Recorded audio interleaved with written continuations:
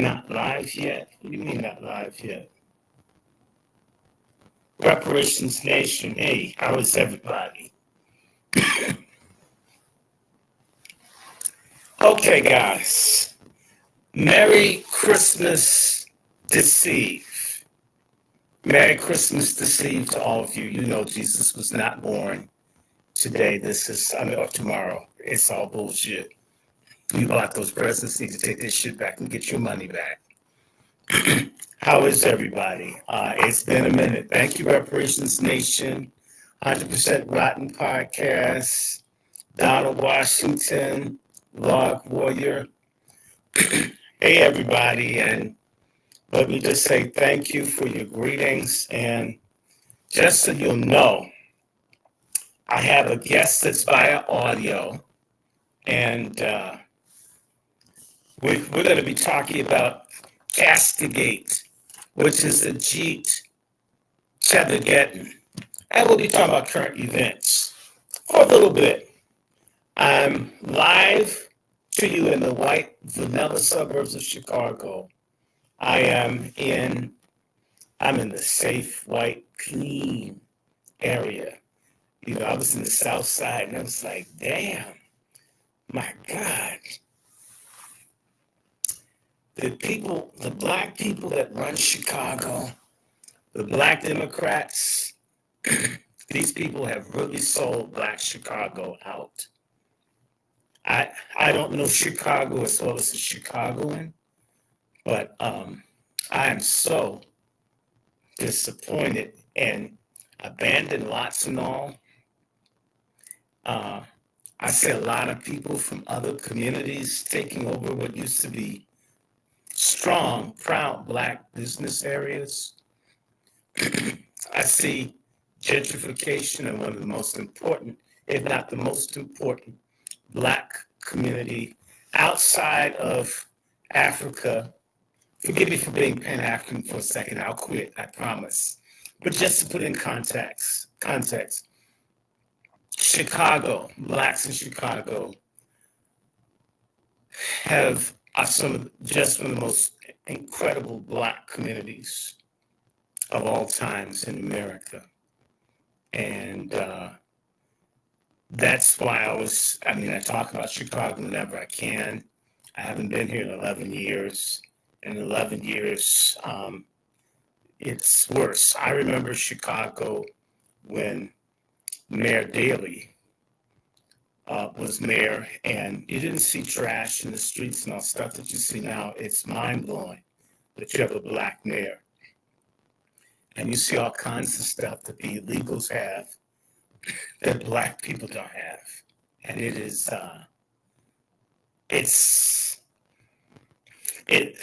look, we almost need something like a right wing or a Trump movement or something to shake up our people, to try to come together and help one another, because you know what?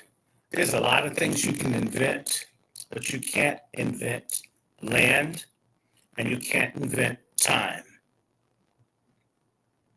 You can't invent land or time. Now, everybody watching, it's just a handful. I want everybody to retweet or share this space. I'm going to talk for a little bit, and I'm going to do a mini fundraiser, not for me.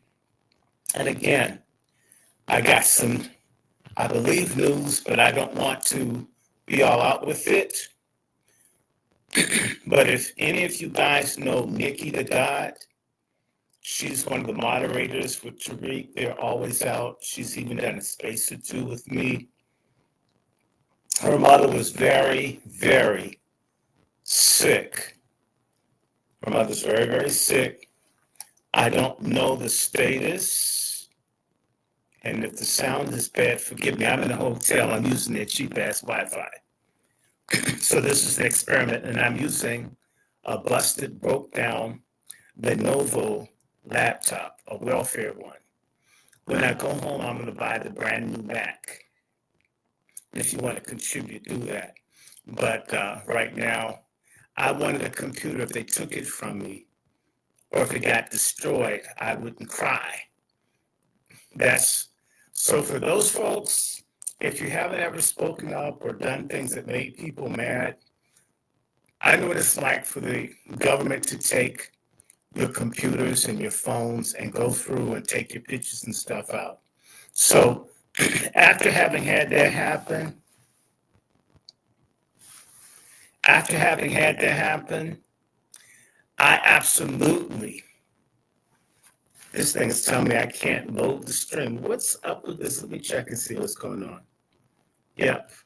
Yep, it says I'm connected.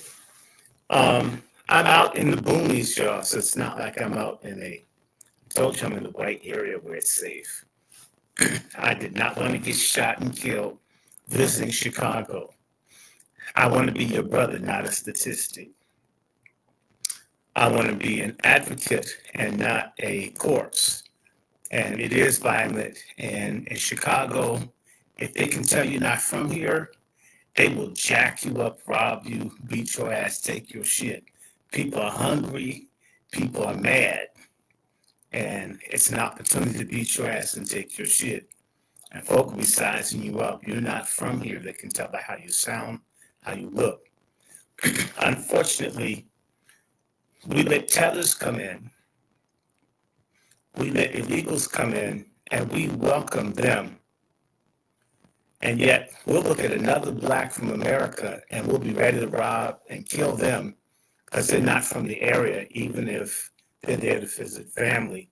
And yet, we'll let Arabs and others set up businesses that cheat us and take pussy as a down payment for milk and bread off of our sisters and children. And we don't do nothing to them. And we pay them top dollar for bad food. And yet we'll kill someone or rob or beat or carjack someone for just coming through. Nobody like to do it, everybody. Someone comes through and then you kill them.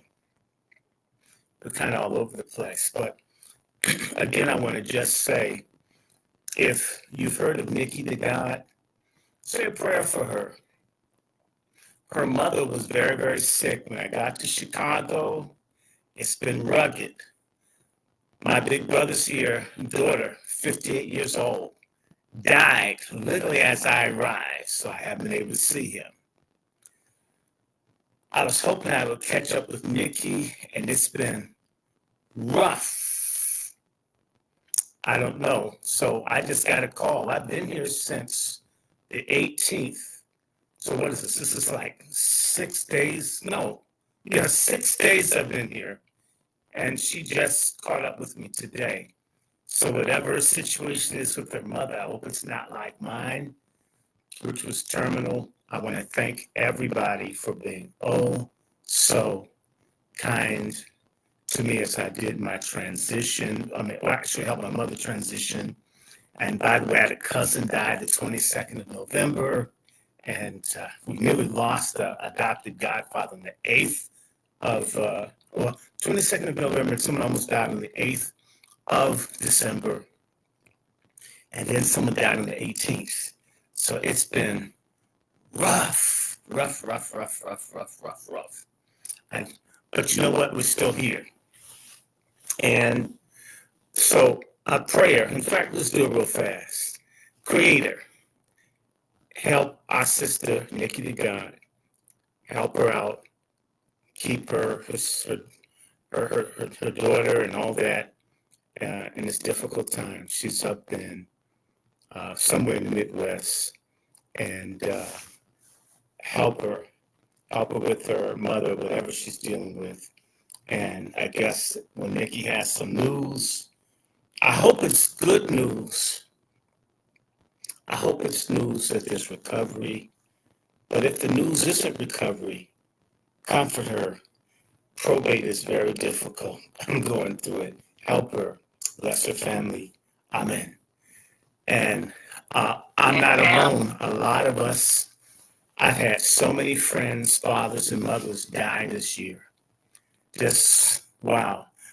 I watched my best friend's mother die on May 28th. And just a few weeks before, I got a strange message from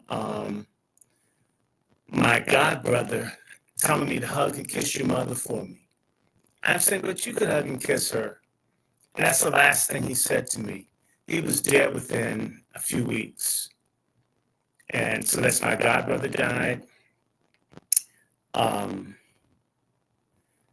I'm hoping, I haven't heard from my cousin, but my favorite cousin, Aunt 93, I don't know, I'm hoping she makes it into next year.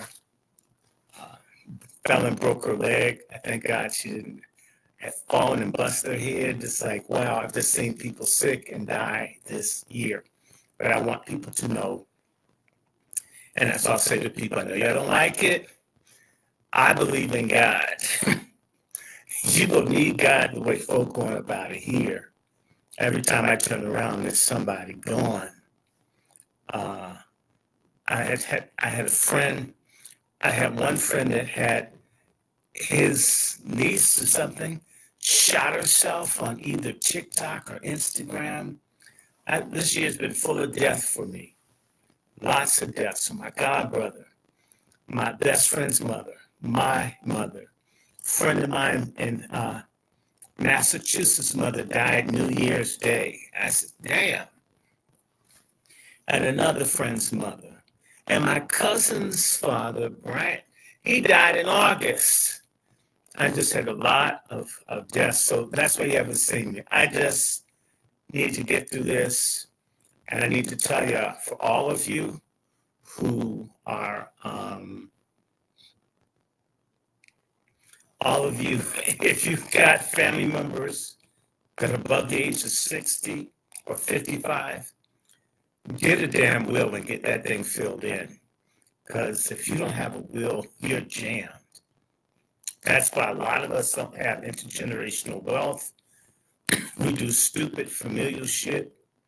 And then people have to fight. And you know what? The lawyers and everybody in other communities end up with our stuff. That's on us.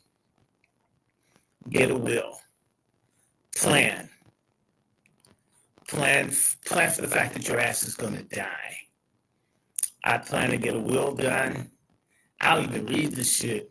And by the way, I don't have children. I'm not married, but I'm going to give. I have a god sister I love dearly.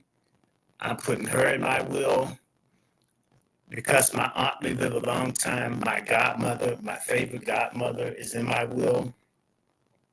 I've already put together a trust for who will get the house. I don't want the feds to get my stuff.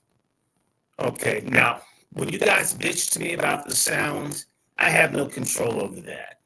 So find which channel it'll work on and listen to it. What can I do? I need to understand something. I wake up one day and find out a TikTok channel I never used has been suspended because I abused the terms and I did something to someone in TikTok. I don't even use it. And then my Twitter account is gone. And all of this. So look, some people don't have problems in social media. You have to understand this stuff is for you to be stupid, for you to be in a Diddy and Nicki Minaj and stupid shit. And they get the numbers and they don't get shadow banned and what's this thing called? The algorithm allows dumb stuff to get before you. And it's not like I don't do humorous shit. We do funny stuff. We keep it. They don't want you to think. Okay? Real story. Any of you guys have heard of Russia Today? Russia Today is a Russian state television channel, right?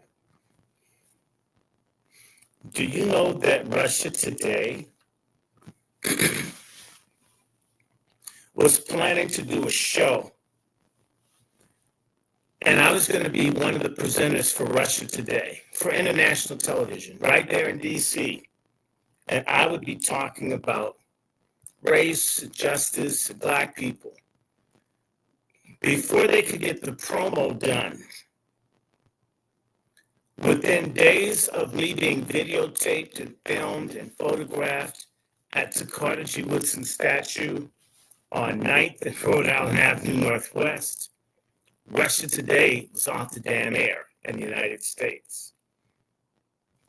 Now, they're already mad at Russia Today, but I don't think it helped for me to be a presenter in DC on RT. RT had been pissing them off for years, but it's interesting. They're about to make me a regular panelist on RT, and all of a sudden, shit got shut down. I'm a 60-year-old brother who is living in his mom's basement. I'm not rich. I didn't own any property until my mother passed, so now I'm a property owner. Someone had to die if I have something. But you know what? What these people are afraid of, which is what Black people don't value. They are afraid of ideas. They're afraid of thinking. They're afraid of thought. The whole goal is for you to be stupid. And Black people live under ignocracy. You're ignocrat. You are a Democrat. Other Democrats get tangibles. Ignocrats don't get shit. They get abortion. They get SNAP. They get bullshit. They get mass incarceration. They get bad food. We need to really be about something. So if the sound is bad, telling me isn't the issue. And there are millions of people that get pissed off by YouTube. And I'm going to just say this to you. We're very bitchified people. We'll talk to one another about this, but we'll never say, hey, y'all, let's fuck up Google stock. Let's screw them. Let's tank their stock and make some of those folks commit suicide in these skyrises, these tall buildings. Make them miserable. Manipulate their stock. We don't think to do that. You know, what I really hate, and I'll tell you something that I despise the most. I especially despise it from church people because some of those petty, vicious people I've ever met are church niggas. And all these Black churches should be just one big Black dysfunctional church. And they all fight and fight over people, fight over money, backstab, all this kind of stuff. And they'll tell you about love, peace, and harmony. And if that existed, there would be one big Black church, like a big white Catholic church. It's the Catholic church that helps the illegals. It's the Catholic churches that are backing up Haitians and others. All these Black churches don't do a goddamn thing for us other than enrich a handful of predator, liar, grifter Negroes who don't like working 9 to 5. And the only business they're into is telling you when you die that you have to pay them for a funeral. And a lot of churches have diversified where they have funeral homes. So if they don't help you while you're living, and they get a piece of you when you die. The Catholics fight things. The Presbyterians fight things. The Episcopalians, the English Catholics fight things. The white Baptists, Southern and Northern fight things. The Black church people fight one another and talk about peace. Don't stand up for nothing. They don't even stand up for God anymore. So everybody's at war, and it's the Hunger Games for survival.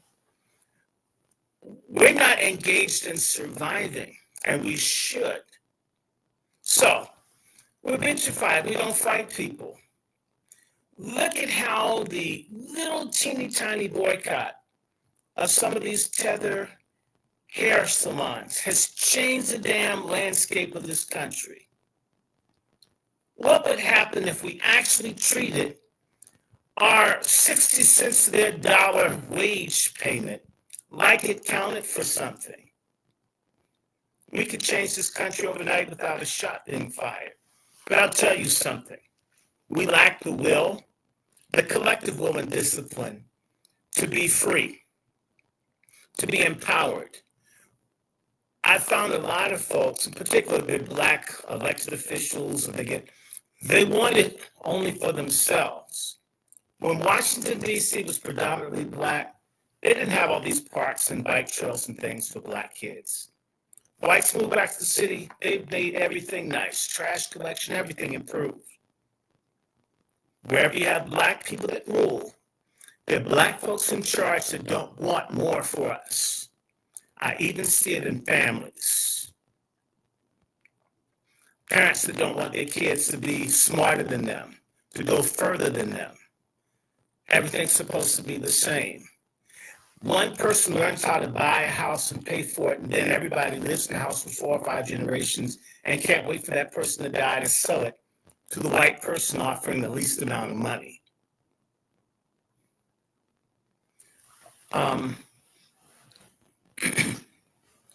Yes, someone said something about probate. I'm going through probate now. And the good thing for me is everybody else is dead. Man, if my brother were alive with his big, morbidly obese, bitchified, greedy-ass wife, man, I'd be stressed out. Man, I'd be trying to find a hitman or something, or either give them a box of poison Dunkin' Donuts. She's so terrible. You're evil, I mean. You're evil. You're evil. You cussed my mother out. You never apologize. You guys were grifters. I ain't sharing shit. Okay, it's all mine. Everything is mine. I never thought like this until my mother got sick. And people started circling around. People don't even talk to you. Who's going to get the piano? I mean, people are asking for my mother's coats and shit. And let me just tell everybody, especially if your family listening to me and we're not cool, fuck you. Really. Fuck you hard. In Jesus' name. Let me be clear. I would rather wear my mother's frilly drawers than give them to any family member that hasn't shown me love since I was 1 year old. I don't even want to wear women's drawers and shit. Shit look like it would feel weird on your skin. But I'll put those drawers on faster than Tyler Perry before I give any of y'all that didn't send a card for her. I had whole branches of the family. These niggas didn't even send a card. Not an email. Not a text message. Didn't even send me a bucket of chicken. And you want what's in the house. Who gets this? I fucking get it. It's all mine. Everything. And I'm not leaving it. The branches of the family, you that showed me a middle finger that could have come off the Jolly Green Giant, but you put up your ass first. Let me just make this plain. I am not giving any real property or anything to whole swathes of the family. It's going to mama's family people. Y'all have shown me I didn't care. You didn't like my father. You didn't like my mother being light-skinned. You don't like me because I'm lighter than you. I don't even care about that shit. I'm not even that light. What the fuck are y'all on? You hate me for having gone to graduate school. You hate me for having gone to white graduate school. A bunch of you guys are bull loose lesbian studs. Pussy eaters that think I suck dick.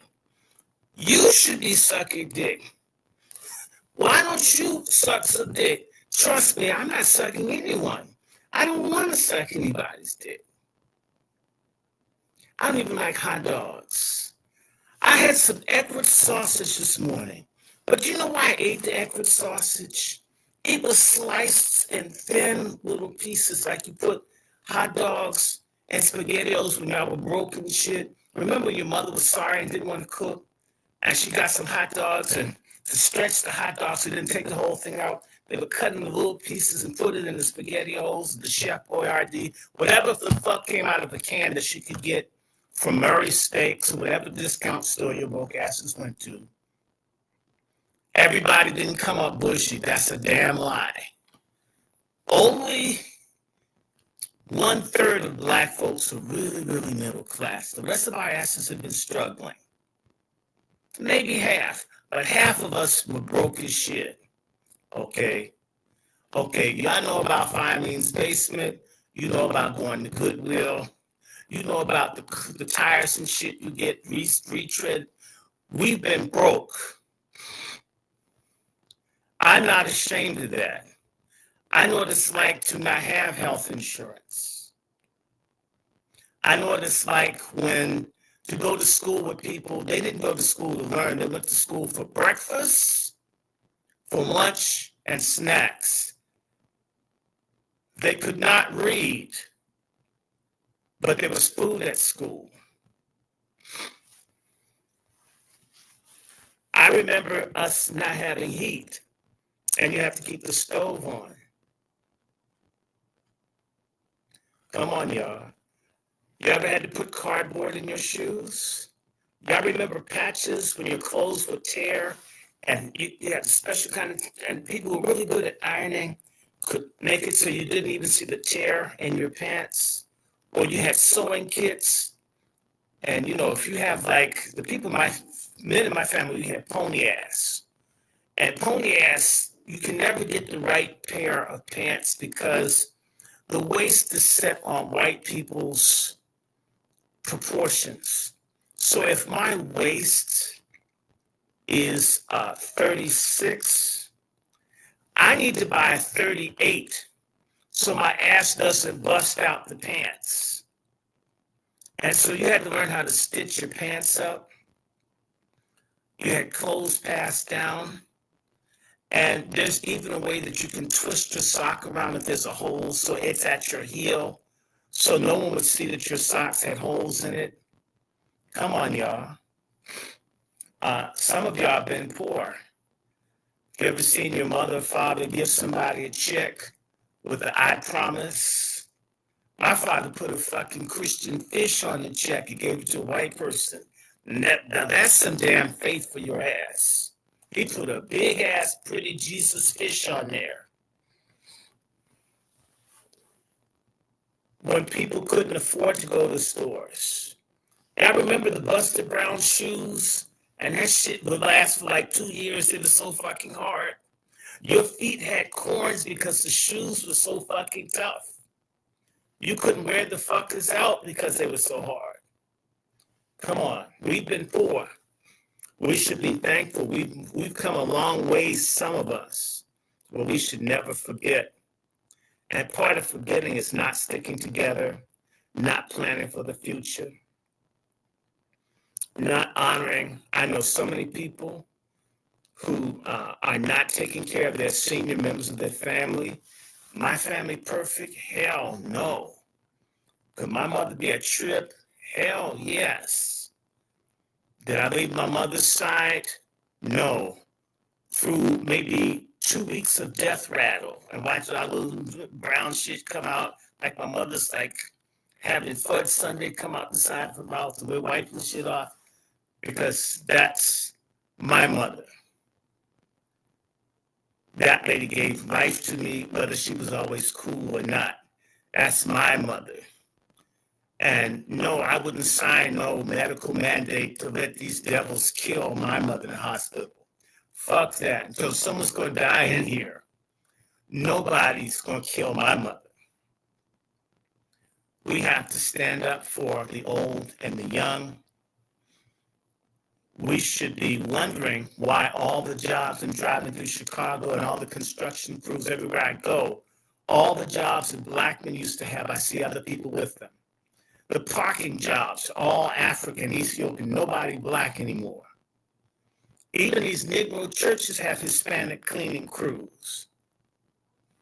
Damn, even Howard had Hispanics working, stealing all the black people's stuff, covering up for them.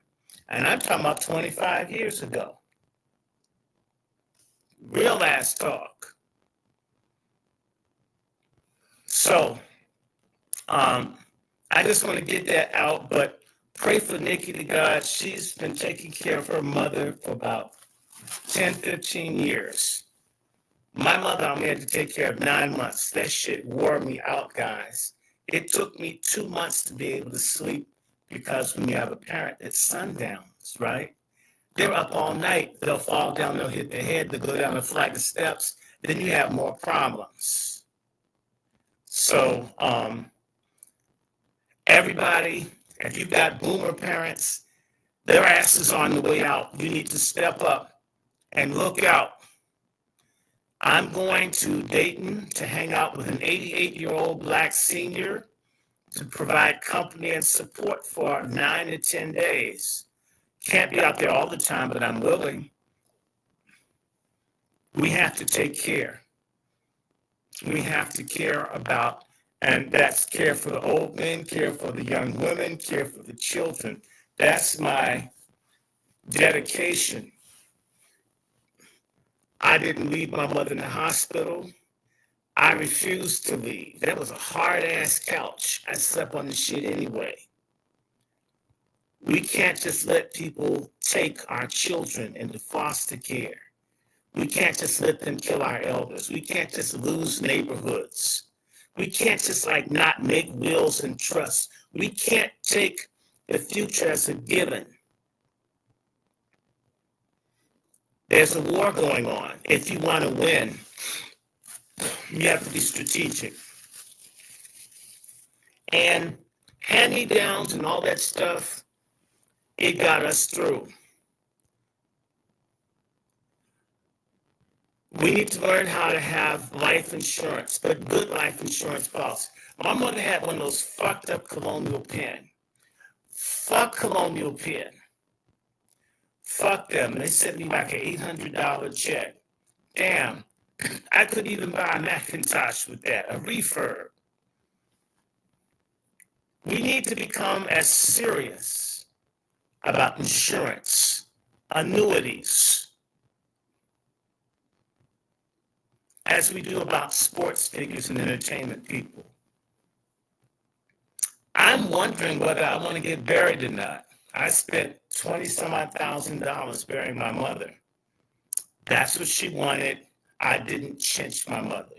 She wanted the Whitney Houston casket and all that, the $9,000 deal, and damn it, I spent it. It was her money. I could say, fuck that bitch. No. We need to be about our word. I told my mother, you get exactly what you asked me for. The only thing I told her no on is your jackleg preacher brother, who I think has dementia. He's not preaching your eulogy. I'm doing it. I don't want no fake nigga up there lying and shit. I need to say some shit people don't want to hear. Okay, I'm good for that. I couldn't care a damn about what people want to hear. So, please, as we go into this year, people are sick. We told you about the jabs and shit. People getting sick and shit. There's a really good book. There's a really good book by Robert Kennedy Jr. that's called The Wuhan Cover-Up, I think. And the other book is the Pfizer. Naomi Wolf has a book on the Pfizer papers. And they just explain how we were lied to completely. They knew it was a lie. You can go to, I just said this because I have an uncle, and I was begging my uncle not to get another jab. And when I sent him the stuff, now the doctors are coming out saying that the shit doesn't work and it damages people. Be careful. And I'm going to put this up here when I do this next thing. There is an app that you can get for your phone where you can go into a store and you can find out how poisonous the food is that they're selling to you. So my buddy, shout out to Brother Jay from what's that thing called? Cottage, whatever it is, Cottage Grove in Chicago, showed me that one of my favorite soups, chunky clam chowder, has something that causes damage to your heart. Poisonous. Shit I love. And be receptive when someone steps to you. Be receptive when someone steps to you and tries to give you a health tip. Investigate. And he pointed up something very dangerous in food I like. And the very things I suffered, this stuff made worse. I'm thankful. I got the app in my phone. I think it's called Yuck something. Can somebody look it up? It's like called the Yuck app. Let me look and see, because I want y'all to know. I don't want to just tell you. I believe in uh, in helping people out. I don't want you to just hear it from me. I want to give it to you so you'll know. Let me see if this is it. I think this is it. I think I found it. I don't want anybody to get any more poisonous food anymore. And that dude saved me some money, probably keep me from having a heart attack. There's enough sodium and shit for it to be the Atlantic Ocean. It says the site can't be reached. Ain't that nothing? It's called Yucca app. Hold on, let me see. Every time I look, they've got, in fact, it's Campbell Soup. The owner of Campbell Soup hates black people. Yeah, it's called Yucca. I'm going to put it up here so y'all can see it. And I'm going to put this on here because I want you to see this. Oh, my God. This thing, and it's free.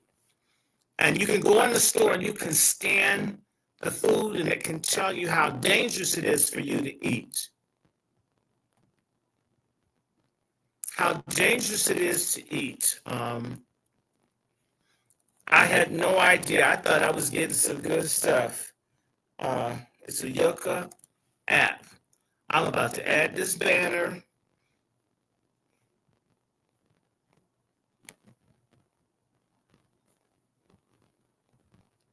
I'm going to show it.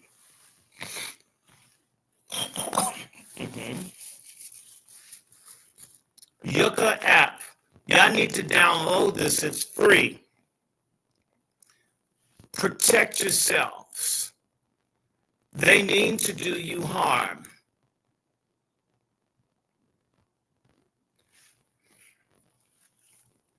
And for anybody that wants to see some of the more recent things, I brought this up before, but I'll repeat it because people don't listen. People don't listen. And I know this isn't a sexist talking about who Diddy fucked. Did y'all see that video yet? All the people that Diddy fucked did it. I watched an hour of this shit. I got sick. I couldn't do the rest of it. I already hated Diddy, okay? I didn't need to see a video to hate Diddy's ass. I could tell he wasn't shit the first time I saw him. And he was at Howard doing like homo dances and shit on the yard. I mean, so, no.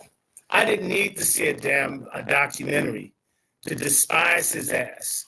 If you go to Global Research and you search out COVID vaccine, whatever, you'll see all kinds of articles done by doctors and people who work for the FDA, the very people that told you the jab was safe, telling you that it's dangerous. And yet they're doctors pushing this shit. It's killing people.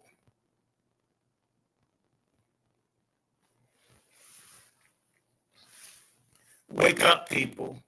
My mother would have died 4 years ago, been cancer prone, had she had the jab. I had to fight my whole family. Little dad across the street that wanted to hook up with my mother had pictures of the strapless shit she had on. I guess trying to turn my mother on, telling her she just went to the shower. There are a lot of studs, my God.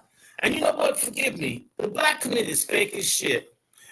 They're so hard on black men that are gay, but man, we just give women that suck pussy 1,000,000 passes. I don't think it's fair.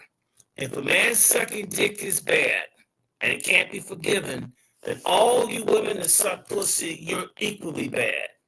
We either have to have equality or everybody can do whatever the fuck they want, including screwing kids and animals.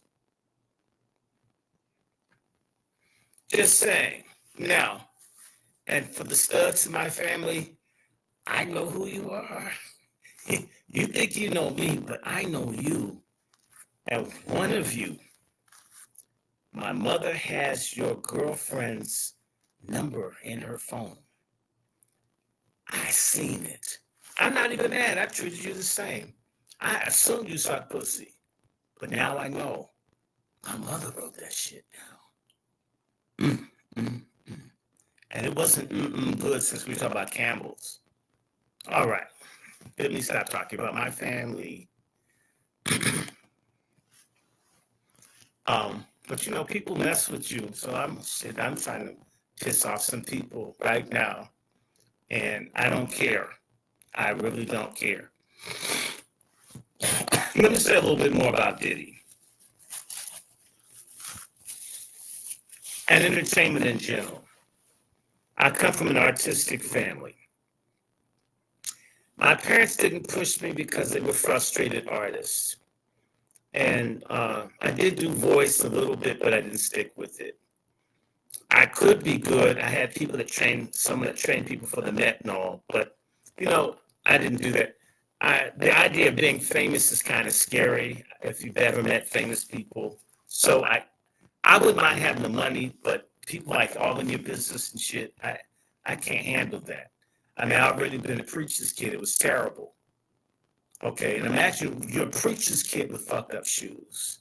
You're a preacher's kid with a rip in your pants. You're a preacher's kid with a hole in your socks. You're a preacher's kid, you're broke. And everybody's, you know, in your business, right? And like my dad's on TV and shit. I said, damn, you're on TV, why can't you get your ass some slacks? So if you've ever had boundaries and all your privacy fucked with, like I did, fame isn't interesting. So for music, I said I'd rather be a songwriter, right? Rather than be the actual artist and have to perform and shit.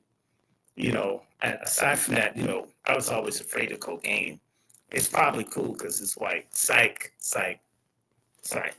All right, look. Diddy. What's sad about Diddy is so few people want to be honest that they wish they could go to those freaky, nasty parties. And that's where we've fallen as a people.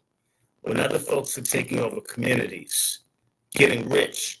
And as much as I think the light bulb head Somalis are rogue as hell, I got to give it to them. They stole big. They stole $9 billion in like 4 years. They stole it. I wish our black criminals stole like that versus killing people over tennis shoes and glances and shit. And this is our country. They couldn't deport us if we stole it. Real talk. My issue isn't that it got stolen. My issue is who stole it. They stole America from us who are descendant of Indians. Seems like we should take some shit too. Not that I advocate stealing all the time. However, sometimes you have to do it. And you know, I'm in the hotel. You know, I got me a couple of extra tea bags. I got about 50. Shit, I'm gonna enjoy this. Okay, I'm gonna get everything I can. I take the toilet seat with me if I can fit it in my bag. We need to take advantage of the country that we're in. Get everything you can. And Diddy, he didn't create anything other than confusion. And it's gonna come out that Biggie and all these other people you look up doing the freaky shit too. Now, while we're talking about Diddy, let's talk about the real nasty people. Epstein. Now, we already knew Mrs. Trump. Mrs. Trump is a white Kamala. Mrs. Trump is a white Kamala. Mrs. Trump was a white Kamala. Mrs. Trump, and back in the day, was a white Kamala. I'll say it one more time.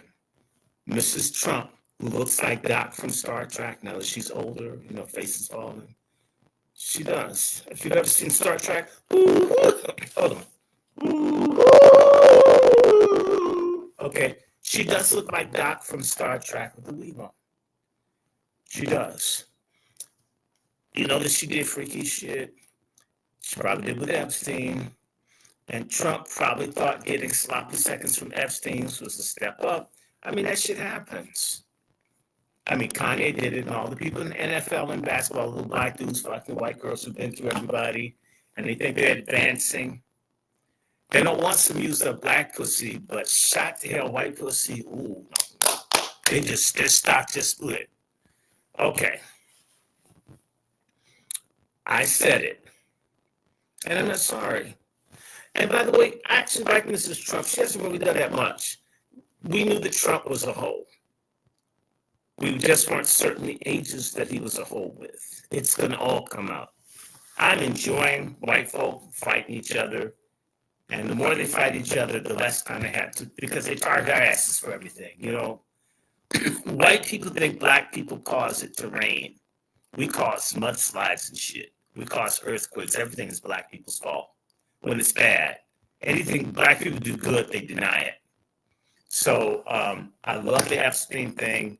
I hope they get the attorney general. I hope they sack that silly bitch.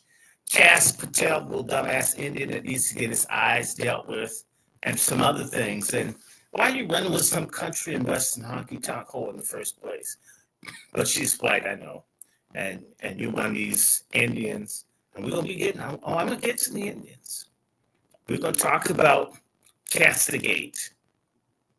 I just want to build this up. How y'all feeling? I'm trying to make this humorous. Okay, good. Now, I'm going to get you in a second. Don't worry, I'm enjoying it. We're having fun and just talking about shit I want to just tell y'all. Yeah. I'm going to be doing a show on crypto. Not that I know a whole lot about it, but I will be investing in crypto. But it will be some real crypto. And y'all can always email me. Saturday, I'm buying me a few thousand coins. I gotta go to the bank and do a wire transfer, and I'll tell you about that shit. I'm gonna pay for it before I tell you about it. Before I tell anybody else, I'm gonna put money down before I tell you to try it. And I'll just tell you, there is a coin that it already exists. They're selling it for 4 cents a piece, and they're selling it from the Central African Republic, which has something like close to $400 billion in proven mineral, gemstone, precious metal, and oil resources. And they're using the coin. The coin will be backed by the government resources. Unlike the bullshit that other people have, this is backed by gold, platinum, uranium, cotton, hardwood, real physical shit. And I've messed with Bitcoin and stuff. I always lost money and shit. I personally am gonna buy, not put all my money, but I'm gonna put some money and give you some fucking coins. And let me tell you what the projection is. The projection is that the coins are being sold for this month until January 31st, being sold for 4 cents a piece. In September, we'll be selling for $1. If you started buying this month and the coin goes to $1, it means that you got 25 times your investment in like 9 months. And to me, I just had a fucking terrible experience. I'm going to tell you about it. I had planned to buy coins yesterday. I went through the process of going to the bank to increase my debit card limit so I could buy some coins. And these banks are not letting you do what you want with your money anymore. It used to be, if I wanted to send money via Zelle, to say anybody out here, I could send up to $1,750 per day to whoever I wanted in a very short period of time. It's now you can only send $1,000 a week. And you can only send it at 5 increments of $500. It's your money. when I needed to rush because the insurance companies made me fight for my mother's money. I mean, these people are bastards. That's the other reason you didn't see me. I finally got the money after fighting with them, lying about everything. I get the money to the bank. I try to pay the cemetery. I try to pay the church, and I try to pay the funeral home, and they won't let me. They block me from paying the money. And I'm thinking, wait a minute. Y'all just gave me like $60,000. What are you worried about 10? Well, you can't spend it. You have to come in and get permission to spend your money. So I had to go in and sign all this shit just to be able. And I'm rushing because if I didn't pay it, they wouldn't bury my mother. That blew my mind. You mean I can't have my own money when I want it? It's not like I zeroed out the account. For every dollar I took out, I had 5 in there.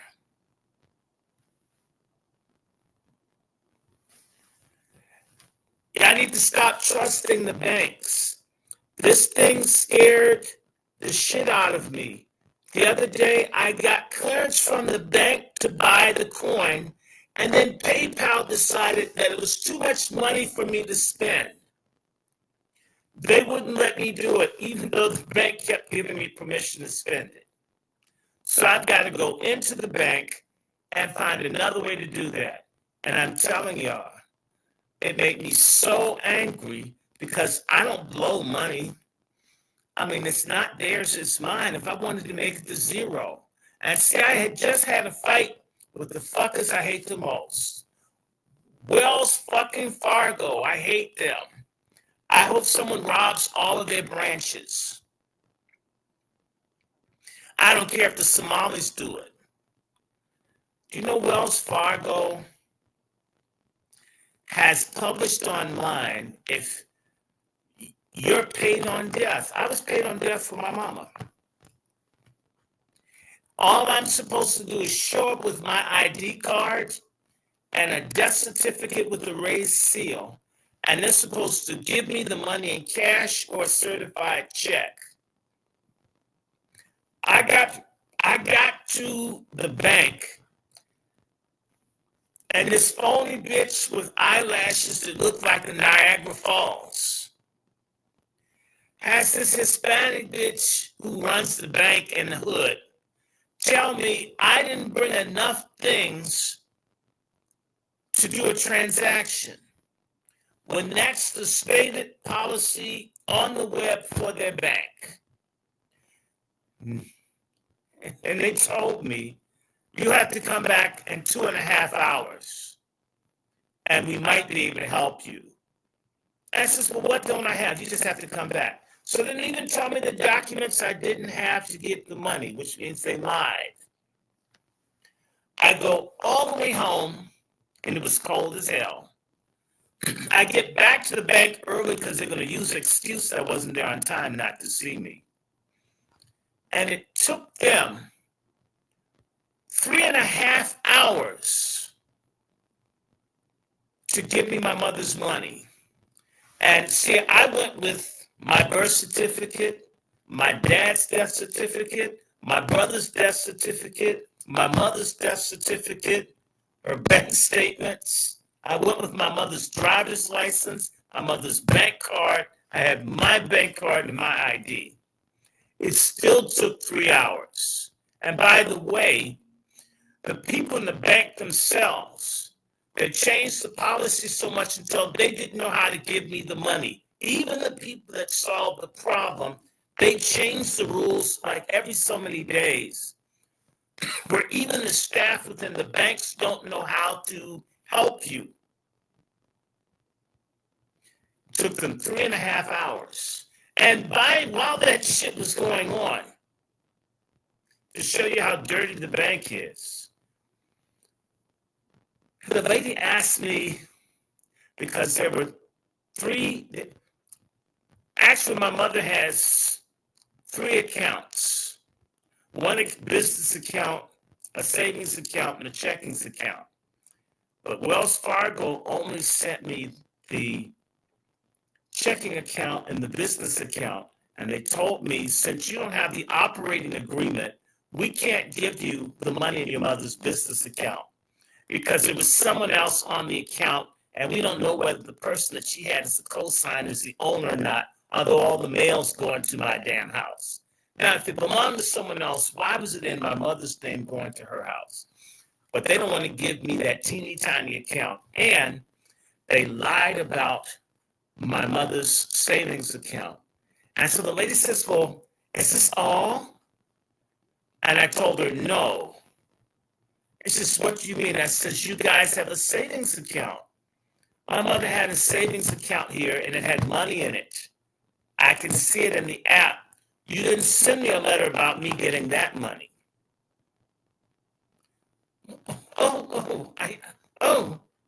I see it. Bitch, you saw it when you asked me. So it's another like $2,000 going to try to steal from me. Anyway, then here's the kicker. After I went through all these changes, they gave me cashier's checks. They wouldn't give me cash. And I couldn't cash the cashier's check at the bank for 24 to 48 hours. You mean the bank won't cash its own cashier's check? Wait a minute. Oh, no. It's called a cooling off period. To keep you from cashing the check, you need to hold it for a day or two before we'll cash it. I ain't never heard of that mess in my life. I've never heard this shit before in my life until the shit happened to me. That's why I'm talking to other people. This is some crazy shit. What bank was that? Wells fucking Fargo. Oh, yeah, they always had a problem. But I tell you the good news, guys. Mama owed their asses money. They were supposed to take it out of her account. I got her shit first. There you go. Fuck y'all. And it's, how you gonna pay your rent? All your money spent. Little bit to buy some food. Bait nigga need a pair of shoes. Work it out. Oh, Jesus, work it out. Yeah, I got all of my MFM. And there's one more piece that they lied on. My mother had a goddamn safety deposit box that they did not inform me about in writing, which is their responsibility. Yeah. Meaning they plan to steal whatever my mother left there and never tell me about it. And by the way, the branch that my mother banked in, I'm convinced someone in Wells Fargo stole 2 or 3 of my mother's tax returns. And I think they wanted to steal my mother's safety deposit box. I'm going with the former police officer with me to see their asses. And I may go with the lawyer too. And see if they try to fuck. I want all of mom's motherfucking money. I mean, in fact, that's some reparations right now. I'm in Chicago. And courtesy of mom's blood money, I'm sorry mom had to die for me to get paid. I now understand why white people kill their relatives and shit on the Perry Mason shows. You actually get money when people in your family die. I never ever cared about money. I wasn't even interested until all my greedy ass relatives and my mother's no good friends started acting weird when they saw my mother was sick. Mother, well, who's gonna get the house? These are people that don't even speak to me. I know how you feel. And y'all have to be careful. When you have sick relatives, I know this shit's sensitive. Do not leave jewelry on anybody's body, because the funeral home will steal your family's shit in a heartbeat. Yes, Okay? They will steal it. This is a cross that I bought for my mother about 30, maybe 35, 36. No, I bought this for my mother maybe, wow, it must have been like 2022. Wow. 38 years ago, I bought this for my mom. And before the people could pick her body up, we got this shit off. We got the rings and everything. Okay, and this is my dad. This is to keep all the skeezers from bothering me. This is my dad's wedding band. Okay, take all the damn jewelry off. Wait until the ass fall asleep, take that shit. We had to like slide rings off. My mother had more rings than Don King and shit. Don't let them take the body. Don't let them, they will steal. They steal from black people so many different ways. And they're quick. They see you, they ready to pack the body up if you got some shit on you. So yes, I had to get this off my mom. I knew someone was gonna steal this shit. And let me see, I think I paid like $400 for this close to 40 years ago. What do you think it's worth now? $1,000. Oh damn. I'm glad I got that. Okay, shit. If you paid $400 for it, you said over 30 years ago. Yeah. Oh yeah, it went up as gold. Oh yeah, it went up it's gold. You see the channel? No, I'm on the phone. But I can just tell you right there what you just described. This in the thousands now. Oh hell no. You better put that up. Get you a rock box and put it up. Well, the thing is, after they, so I gotta go to Wells Fargo and get my mother's lockbox. And that's the other thing. People, learn about probate. Yes. Let me tell you, one of the things that's pissed me off the most, I've had more racist white realtors. They called me more than the White House over my mama's house. And I was just telling people, go the fuck back to Europe. I told racists, lose my number. I hate people like you. So I can trace this phone. I know which office you're in. They hang up. Don't sell so quickly. And know about probate. Learn about the stuff. There's a whole industry to death, and I'm telling you, be serious. I couldn't even rest when my mother died. We had to run to get the title to keep the shit out of for people. Man, you have no idea. They have whole industries of crooked ass Asians and other people who study black areas and waiting for older black people to die. Yes. The minute my mother died, I started getting dozens of calls. Constantly. And you know what? Black mayors and black city governments should not allow people to harass someone grieving.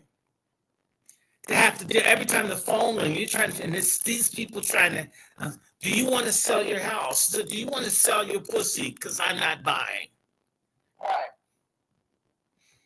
Okay. And that's why you have to get a trust. Yeah. And look to a will and a living will.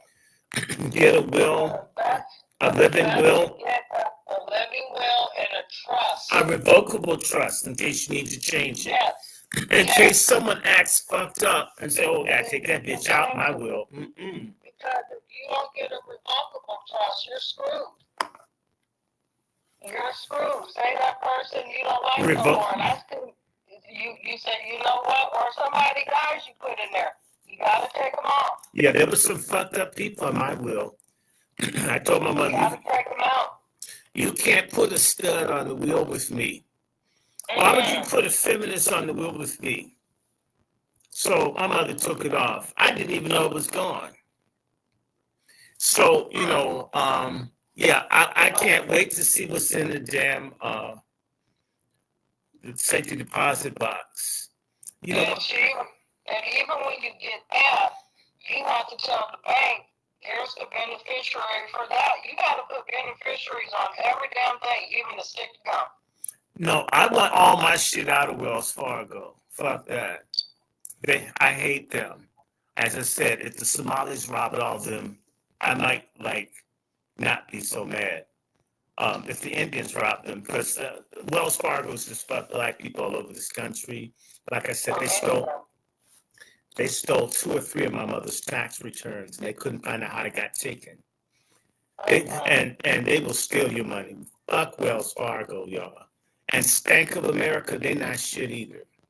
Oh, I dealt with them. I was done after my grandma died. No, I don't like their asses. Now,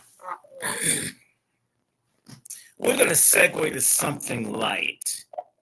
Let me see. You sent me a picture. Send me a picture to this phone of your dog. The one I'm on talking with you? Yes, because the other one, those are do not disturb. Okay. There's her with the muzzle on because she went full Cujo on the people. No, and you know what? When I saw that picture, I thought about some rough dog sex she was on. I said, damn. I didn't know that. That's what I thought. It was a damn rough. She was having rough dog sex. I'd be sick too. What was it called? The Dominatrix? Dominatrix.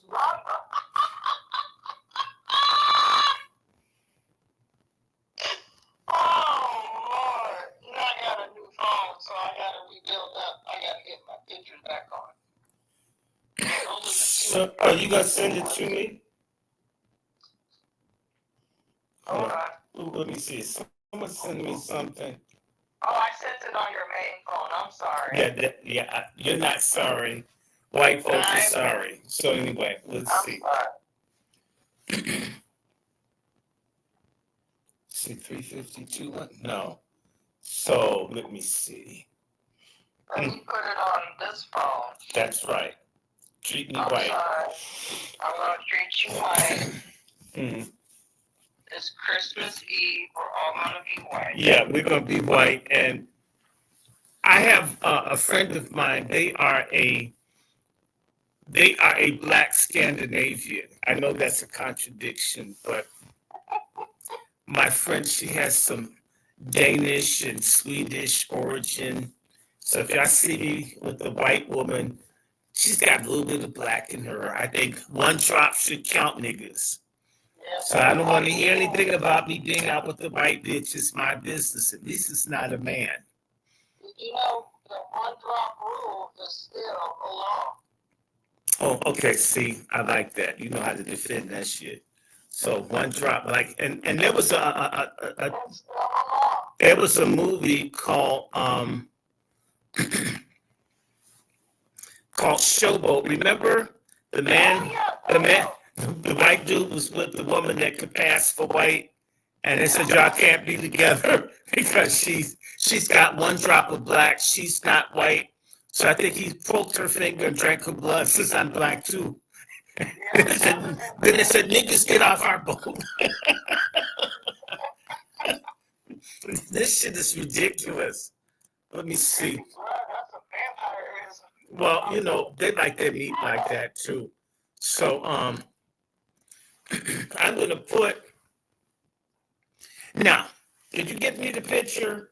And my friend, who's one of the people that helps me so much, the reason that, you know, we decided to do something is this has been one of my best friends helping me through all of this, and I'm going to donate to her. I already donated the other day, but I have a lot of people like me.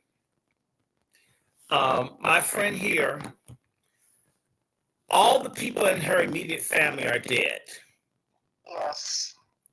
And I joined her. All the people in my immediate family are dead. And I have other people, once you get my age, your mother's dead, your father's dead, your siblings are dead. A lot of people that you know are dead. Yeah.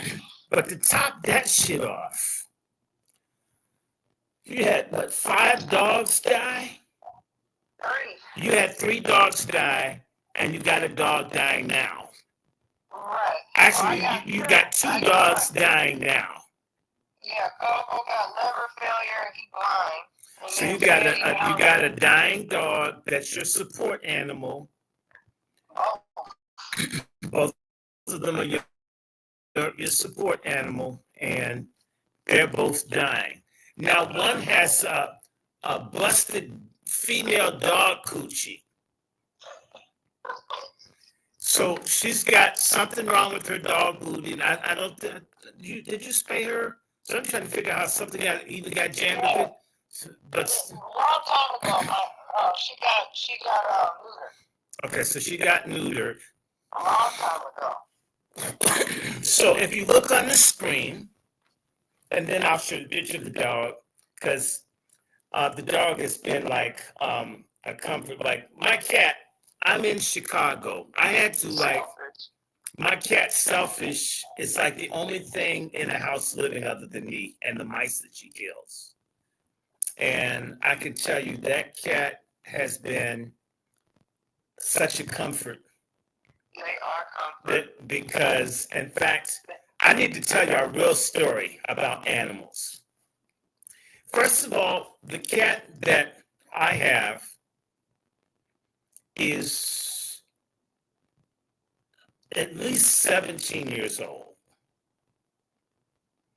And the cat I call Selfish, because Selfish doesn't give a fuck about anybody but Selfish. Selfish used to like my mother and then dumped my mother to be closer to me. And for years, Selfish would act like my mother was like her valet or her doorman, but couldn't be her friend. Except for when I was out of town, then she would be cool with my mother, like my mother was like a side piece for cats. And then as soon as I got home, the cat didn't know her. But one day, Selfish came up to me, and it was like Selfish was asking me about Mom. And I didn't respond to Selfish. And then the next thing I know, I can't find Selfish. And then maybe about 7, 8, 19 minutes later, Selfish is upstairs, because I guess she went to look for my mother. And you see, before my mother died, my mother gave her car to my cousin, Tanya. The cat loved my mother's car, and she used to hang under the car. So she was pissed about the car being gone. She got used to the car being gone. But when she went upstairs and she didn't see my mother, the cat began screaming. The cat began screaming, and I couldn't calm the cat down. The cat wouldn't come to me. The cat just...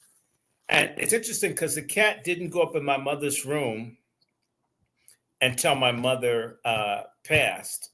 But ever since my mother's passed, the cat has a ritual every day where she sneaks upstairs and she goes into her room and she has a conversation with my mother's ghost. And she sleeps exactly where my mother would sleep in her bed. Yeah. And if you walk upstairs and see her, she'll act like I'm not on your mother's bed and she'll disappear. But she misses my mom. And ever since my mother died, this cat that used to make no noise makes, you can hear it too. I know you've heard it. This cat makes so much damn noise because she's devastated. This cat knew my mother for 16 years. And my mother's death was devastating to her. Yes.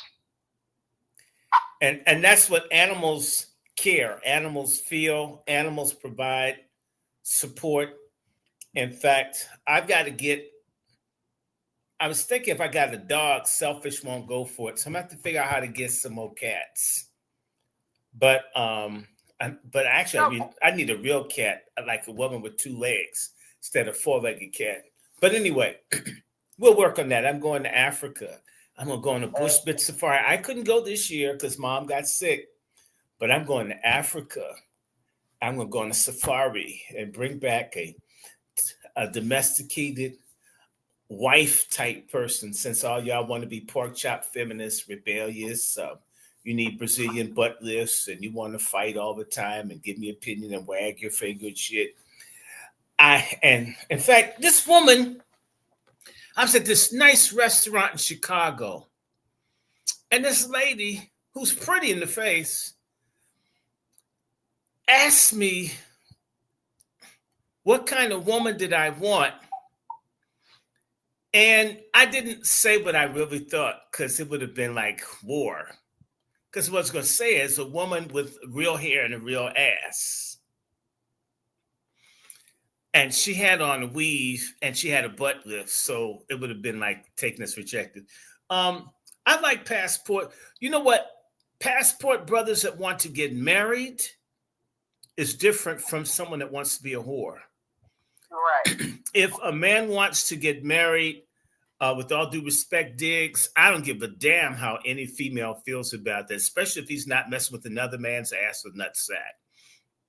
I'm sick and tired of the double standard in our community. When a black woman marries a rich white dude, we don't say shit. Okay, when a black man marries, y'all have something to fuck say about it. Be competitive. Get on top of the weight. Work through your don't think a man's going to marry you if you've got 5 or 6 kids. You've already had 5 different families. Kevin Samuel said that. We need to start having real common sense conversations about that. I don't have children. Me either. By the way, a woman I was seeing, Brazilian, who was a feminist. She was a pork chop. I stopped seeing her because she was jealous, mean, possessive. Oh yeah, these foreign women can be evil too. And the thing that blew my mind was that she kicked the shit out of me for answering my phone at a dinner table. I have never kicked a woman in my life. I never will kick a woman in my life. But I'm just thinking to myself, what would possess a woman to think she can fucking kick me and not even say sorry? And you meant to do it. Do you know she wrote me a couple of weeks ago? Do I remember her? No.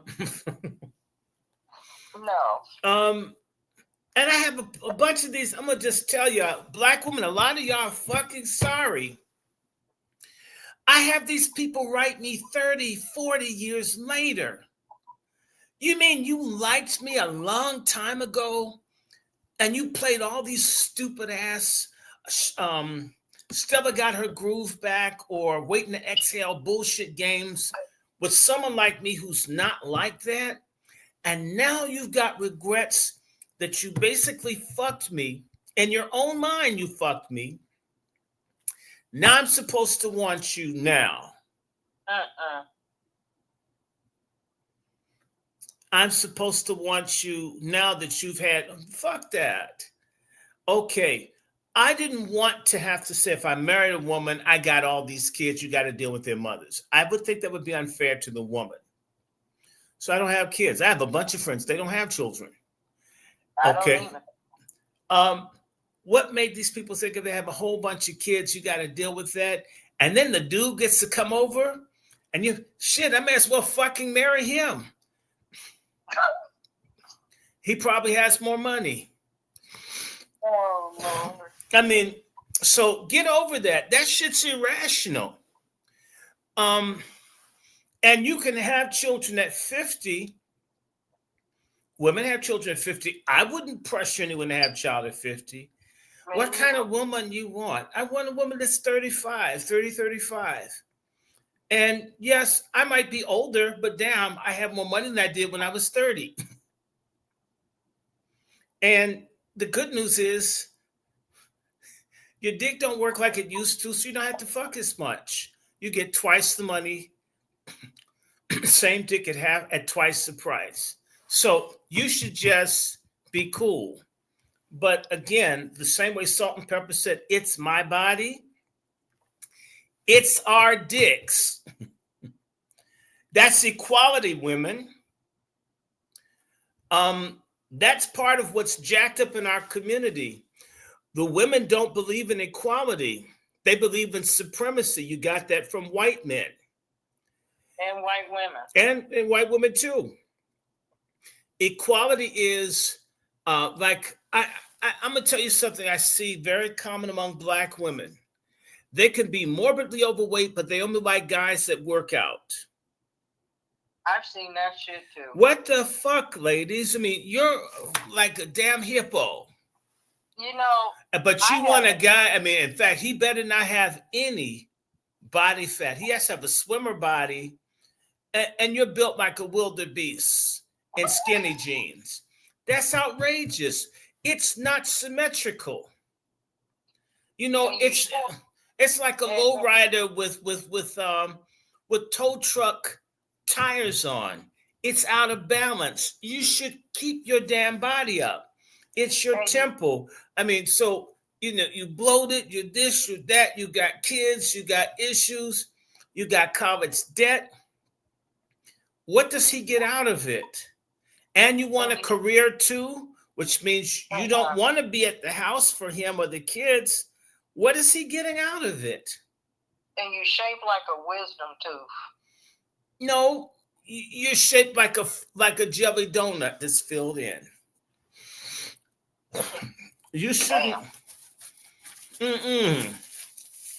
I need to lose. I'll tell anyone. I need to lose about maybe 25 pounds. I could stand to lose weight, and I'm going to sit down. I'm going to get my Planet Fitness thing back up, and I'm going to start working. Not so much to impress anybody, but for my own health. I need to lose about 25 pounds, maybe 30 max, but not 50, 60 pounds, not 70, 80. I know people need to lose 100, 120, 130, 140, 150 pounds. Ooh, that's obese. And no, I'm obese. Right now, I'm obese by 30 pounds, 35 pounds. I'm obese. I'm telling people, I'm saying I'm overweight. And I'm not looking at anyone. I'm just looking at me. I was looking at my stomach and it looked like I was about to have twins and shit. How can any woman get turned on a dude look like he's about to like drop a baby? I wouldn't want her to. I'd rather lose the weight. Why should a man accept less than? In fact, the only people who want to give Black men less value for what they pay are white supremacists. Yes. Who can be Black females as well as Black men. I don't like white supremacy. I don't like it in relationships. And no, I don't need a career woman. Their career could be loving me and my family and us building a legacy versus her, I mean, basically probably fucking the boss more than me. And you don't give the boss stress, but you fuck over me. To hell with that. I don't like that shit. I hate feminism. Burn all of it down. I didn't say you couldn't have a job or don't have a job or don't get an education or don't get a career. But be honest. You don't want to be somebody's wife. Right. You don't want to be a mother. And yet you're asking someone to get with you when you don't want to do the shit necessary for it to work. And there are a whole lot of punk ass, fake ass, liar ass Black men who do enough housework to be Martha Stewart, thinking if they do a full-time job and clean the house all the fucking time, that's going to make the marriage work. It's a goddamn lie. I know men that take care of the kids, cook, clean, bitch still cheats and leaves and gets everything. Stop accommodating feminism. It doesn't work. It's a lie. Feminism is a lie from hell. White women preach it. Black women live it. Yes. I've seen white man tell this woman to shut up. I've seen black ask the woman. We need some order in our community. The reason our kids can't learn in the schools, and part of it is who's raising them. Right. If all the men aren't shit and they're not present, and I agree with the pork chops, the men aren't there, then who's there that has kids that can't read when they're 18 and 19 years old? Right. Who's there that they don't go to school? Who's there when they're truant? Who's there that has never spent time reading a book to their kids? Who's there when they eat Cheetos and cheese puffs instead of regular food that you cook? Right. Who's giving kids foods rich in monosodium glutamate and exotoxins that fuck their brains up? Yep. Who runs and gets them vaccinated by every stupid ass thing that white folks say? Right. Again, the black man ain't shit and he's not home. We agree. So where is the Calvary for the children? On whose watch did our community die since we said the black man's not there and he's a failure? Let's agree to that. Let me take the position of the pork chop. Black men ain't shit. Then what are you? What have you done? What do we have to show for you in absence of the sorry ass black man? I'm not saying you have to get married to be a good mother. You can be a good mother single. A lot of folk don't try. I know dynamic mothers who said, you know what, the father wasn't interested, but I had these children. They will be raised. They will learn. They will achieve. I've seen it. And then I've also seen more commonly, it's your father. He's not shit. And I don't care. You look like him. I don't care if you go to school. In fact, you know what? Why don't you start selling drugs? Because you're going to drop out like your father did. And bring me the change when you sell the kilo. I have watched black mothers push their boys into selling drugs at an early age. And they get the proceeds from the drug sales. And when the boy gets shot up, they get to go in black and cry at the funeral like they're fucking Mary, Mother of Jesus. If it's wrong for the father not to be there, it's wrong for you to fuck up when you stayed. I don't mind making enemies. You can't be my friend if you don't want fairness for the next generation. You can't be my friend if you think standards for men and none for women. Needs to be standards for everybody. Equally applied. Equally applied where it can be applied equally. I can't have a baby. I don't have hot flashes. I don't menstruate. I won't have menopause. I don't want to be equal in that way. No. You can't have a wet dream. You can't bust a nut. You've got less muscle mass than I do. You've got more body fat, but it's different. Wherever equality is applicable, it should be sustained. Where there's differentiation, it should be recognized, protected, and esteemed. If that's hard for people to hear, go to hell.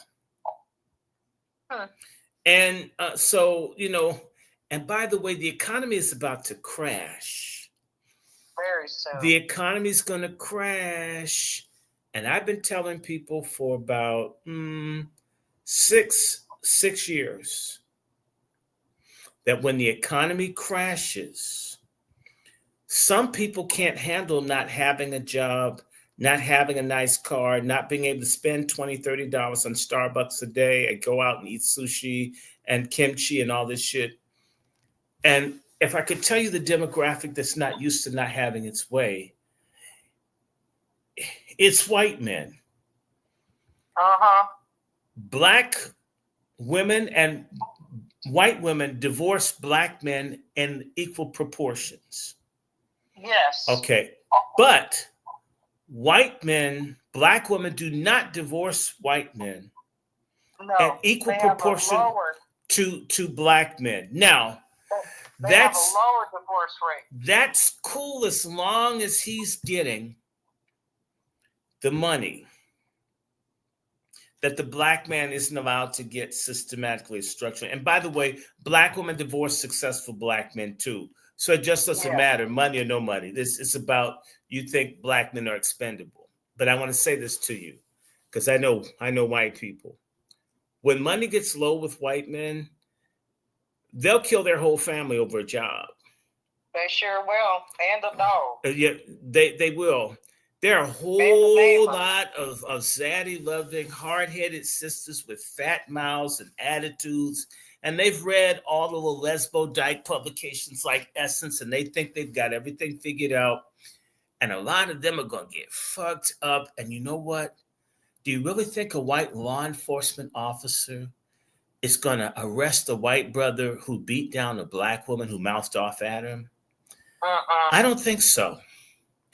I would hope so, but it would be, I don't know, ass beaten while black. That's going to be a new category. Battered while black. Y'all going to get fucked up. That's true. And so white women leaving black men is true. And those stupid ass coaches and shit that want to fuck with young white girls. I hope all their money gets taken. But so, yes, I'm going to have all kinds of unpleasant conversations, praise the Lord Jesus, today. But passport brothers, if they're not hoes, and if they have not found women that want to be wives, and I would suggest to you at 60, I haven't met anybody that wanted to be a wife to me. I've met people that wanted to be roommates. I want a man because like an accessory or pocketbook, but not I'm with you if you're broke, and I've been broke most of my life. I want you if you don't have a fucking car, I don't know how to drive. I want to be with you if you don't have a house, I just got that. You know, I'm valueless to certain people. I'm not even mad at them. I see it. It's all about things to you. Well, once I have things and I've assessed that my only value is material, it isn't the fact that I've never beat no woman, I don't drink, I don't drug, I don't have AIDS or the desert. None of that shit counts. I'm a God-fearing person, a respectful person, a gentleman. Then fuck, I need to go where I get fair treatment. And God bless Kevin Samuels. He was a pork chop feminist terrorist because he sent shockwaves through the monologue of bullshit that's been in our community where black men are such weaklings begging for pussy with no dignity, as if the world's going to run out of pussy. Pussy is like sand in Arabia. But the black man is such a chump that he's begging all the time. The women are used to beggars. Even though they hate beggars, they expect people to beg.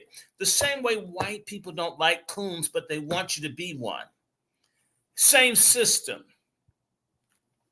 I beg no one. Either you like me or you don't. But don't you dare say anything to me if a person in another culture is willing to care for me, to look after me, to love me, for better or for worse. I'm not looking for holes. I've been all over the world. I had opportunities to screw people every place I went. I can't do that. When I talk to a lady, I have to be serious enough to say, this could be her. If I don't like her, I don't bother. I only talk to women I like. I don't understand dudes constantly whistling and chesting every set of breasts and butt cheeks that they see. That's, I'm behind that. So put your passport brother definition in context. If someone wanted a family, if someone wanted, because I have a relative right now who wants to have, and they've been married for a while, at least a child. And the selfish ass wife doesn't want to have any children no matter what. Right. And he basically does everything she wants. The one thing he wants, no interest in having children. Let me say this to you ladies, some of you hard-headed ass black women. Part of me getting married is the hope of children. Doesn't have to be 10, but 1 or 2 would be cool. These women that want to marry a man simply to spend money, you guys are fucking morons. Yep. You're despicable people.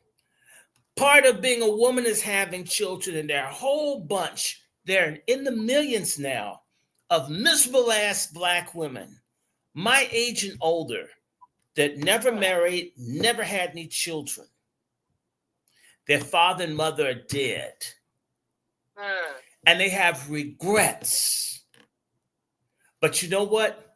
Essence Magazine and all the other little and fat liar stud, Oprah Winfrey, that despicable bitch, none of them tell black women the real about anything.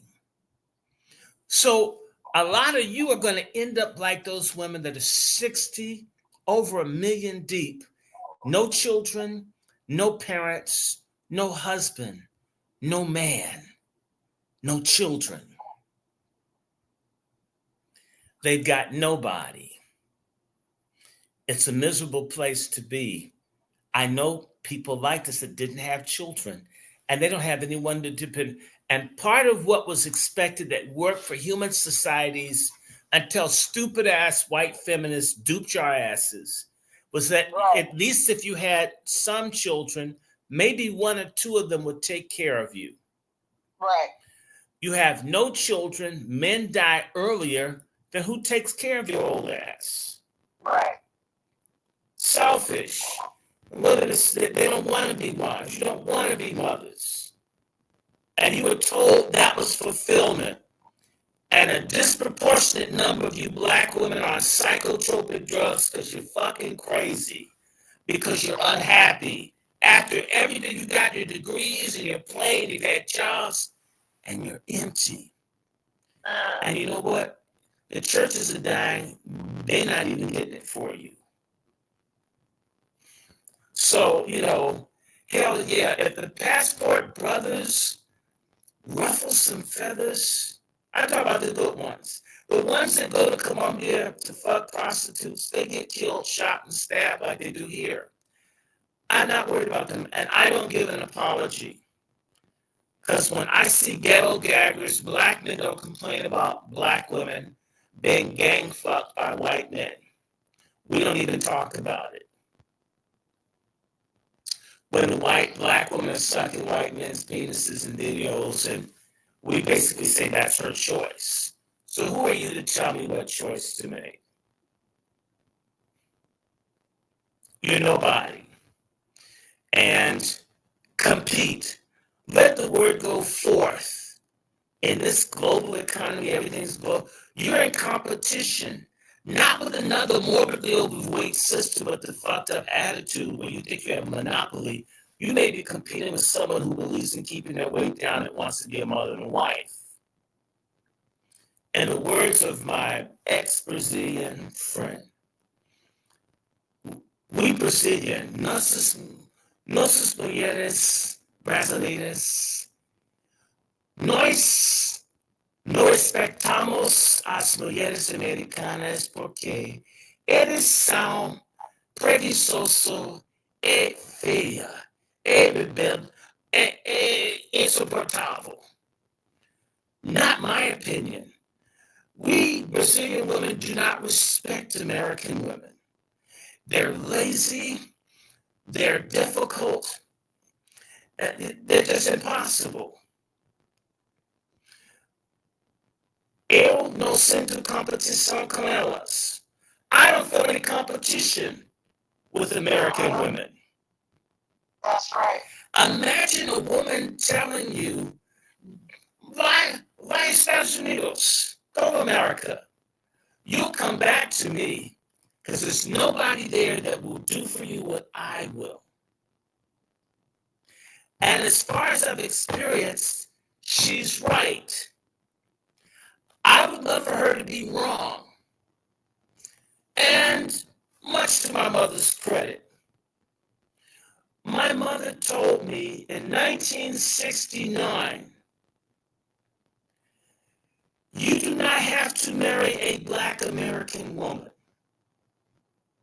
Don't think that you have to bring a Black woman home with you when you want to get married. I don't know why she's telling me this at 4.5. My mother goes on to say, my son, I'm raising 2 gentlemen to hold the door for women, respect, to pay, to not grab people's body parts or beat or yell or scream. And she says, I'm watching my female peers and they're not raising their daughters to be compatible to you. They're raising women to compete or conflict with you. Yes. You will not be able to create a family with many of the people that you see, even if they look good, son. Kevin Samuels didn't tell me this. Kevin Samuels may have not even been alive when my mother told me this. I'm trying to figure out, why is my mother saying this to me? But I do remember sort of now, when I was in school, the white girls would chase me, not that I'm running after white women. And the Black girls in school, I couldn't even get to know them. They would say, I shake my head. There's so few of us, maybe we can't even be, of course, I'm not, you think about sex at 5. And they like the white boys, or they like the bad Black boys. Man, that's been consistent for 55 years. How long should I get the finger from the majority of my female peers in my ethnic group before I say, okay, I'll exercise my options? It's certainly not going to be a man's ass. And so that's my take on that. Compete. Yes. When I went out to eat the other day with 4 wonderful Black women, I had the money. The check went to a Black woman who's been wonderful to me. I wouldn't be much of a fucking man if I let this woman drive me and gather my friends and I not pay for it. I paid, and I overtipped the server because as a man, I'm supposed to provide. This woman has shown me respect, kindness, hospitality, support. I felt obligated to meet her, not to say, well, she normally pays you. No, I can do something for a woman that wants to do for me. I was happy to do it. We'll treat her to dinner or meal again if she wants. You had me in your house, nice, let me eat your food. There are a whole lot of Black men that are ready for Black women that are American. Right. That have their damn attitude together. The problem is, and it's interesting, I see a lot of women in social media that wear pants to show you how big their behind is and how big their breasts are. I know a lot of men, there are fewer men showing really tight pants to show how big their dicks are, because you know what? Even if women like big tools, that's not going to be a selling point. You don't lead with having a big dick with women. Men can't lead with their dick, even if a woman wants a big one. So why are there so many women online, Black American, leading with their tits and their ass? Why did the woman that reached out, I don't even know her, and they want to chat, so I'll talk to you. Why do you tell me you have a big ass? Why don't you say my name is, and I'm looking for a Black gentleman. Maybe we could talk. Why do you tell me how big your ass is? In fact, the picture where you're looking over your shoulder with your ass out front, why are you leading with your ass? And why am I so undeserving of a woman that's well-dressed, that's modest in their presentation, where they don't have tattoos on their tongue and their eyeballs? And I mean, it looks like they've got dyed rope hanging off their head. Why should that appeal to me? And why should I shut all the other women in the world off for such a horrible presentation? To hell with that. I didn't say you had to be perfect, but couldn't you be modest? Have you ever looked at pictures of your aunts and uncles the way Black people used to look? Oh, yes. How gorgeous Black women were when I was growing up. One of the first things I ever said was to a woman by the name of Charlene Davis. One of my first sentences to a woman as Black as a pan named Charlene Davis. You're beautiful. She's still beautiful. I couldn't wait to grow up. I could have someone like Charlene. You know what happened? Black men too, because I saw a dude sagging in the restaurant. Well, you could see the crack of his ass through his translucent drawers. Why do men wear translucent drawers with their ass crack showing? We've devolved where a lot of shit is repellent. I'm repelled by that. Why do I need to see, you've got like roses on your titties? Ex-boyfriend's name with X's through it. Why do you look like a graffitied alley instead of someone I would spend the rest of my life with? Mm-hmm. And why am I supposed to be a janitor to clean up all of the seminal super funds? Or translation, I got to clean up for every dude that unloaded semen inside of you and a baby resulted. Okay, nobody wants a trash man or a janitor. And I would suspect the women don't respect a man that's a janitor that takes on all the bastards of the other man that she really loved in the first place.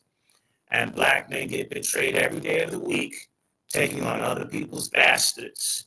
And they don't get any love, and those folks will turn on you so damn fast. The motto of Dr. Short, I've said it before, if it's not my cum, I'm not the one.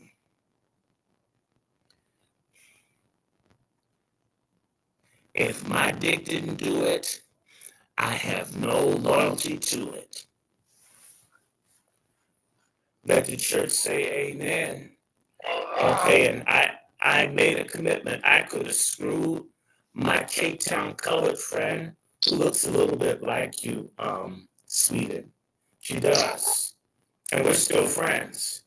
But I wasn't certain that I would marry and commit, and we were in bed, and their boobs felt great. I liked the way breasts move and shit. Long before they had like these massage beds. But anyway, I mean, women's body is incredible. But I asked myself, are you gonna be with her and stay with her and all of that? Are you just gonna bust a nut? And what happens? A lot of child abuse in your family system, a lot of child neglect, child abandonment, incest, pedophilia. You promised yourself you would never do this to any child that came out of your loins. Are you going to betray your own commitment all the times you pointed out faults in other men and women in the family? Are you now, because your dick is hard, going to get some free extramarital pussy and jeopardize creating a Black child with no father or mother that's consistent? All that you know about what that means when they don't have the full support system. And I had to pass on the pussy. I wish more people would take it that seriously. Sex isn't recreation, it is creation. It is creative. It's fun. Even God took a rest after he busted his creative nuts for 6 days. So, now let's get back to your dog. Okay, yes, And I'm telling the truth. Now, this looks like, let me zoom this up. The dog, got mad because they put the thermometer in her ass. And she snapped. No, I snapped too. I snapped when someone stuck a thermometer in my ass. I never forgave my mother. I never forgave my mother for letting a man stick a thermometer in my ass in 1967. Oh, Lord. The last time I went to see the doctor with my mother, we went by the place the person put a thermometer in my ass. I'm still angry. In fact, if a thermometer made me mad, I can't imagine shit. Someone would die in prison if they raped me and kill your ass. So this is Fanny. This is Fanny. And she is the support dog for my adopted, because all of our family died. Both of us have all of our close relatives dead. So I'm going to make a contribution. If I don't do it today, I sure appreciate on the 31st, when I get paid on the 31st, I'm going to send you a donation. I appreciate it so much. Because you've been so helpful. You helped my cousin get through and get his father VA help. But this is a friend. And there are a couple of people. I plan to send some money to Sheree Peoples, the mother that Kamala Harris threw in jail. And I want to send some money to another friend of mine who's unfairly terminated from their job, that's had to take welfare, which isn't fair. So when I get back in town, we're going to fight to get her pension. I said all this shit about black women. Everybody I'm talking about is black. Everyone I'm talking about is black female. Everybody talking about black females that fucked over. Okay, in fact, you have a book we're going to talk about that another day about shit that happens. And then you have another cousin that got fucked over by a down low husband. And as broke as I am, I've given at least $2,000 to help my cousin who's struggling. All female. And by the way, my cousin who has tattoos and 5 boys, I hope they're not the same father, I'm not certain. I gave not, and this is between September and now, at least $2,000. It's more. And plus they're taking care of the matriarch of the family. So let me be clear. When I tell people straight shit, it doesn't mean I don't care. It does mean I can't create a family with you. Yes. It's 2 different things. It's 2 different things. It's 2 different things. I care about what's happening to the community, and I put my goddamn money on it. And I could have kept the money. It's mine. But I see a black mother struggling. Right. I hate it.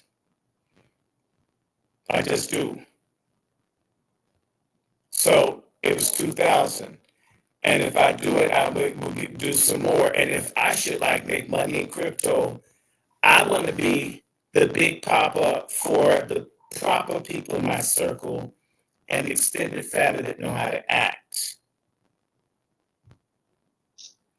Okay, for my big sister who almost lost her house, I paid for it. I didn't say, well, where your niggas at? I says, how much do you need?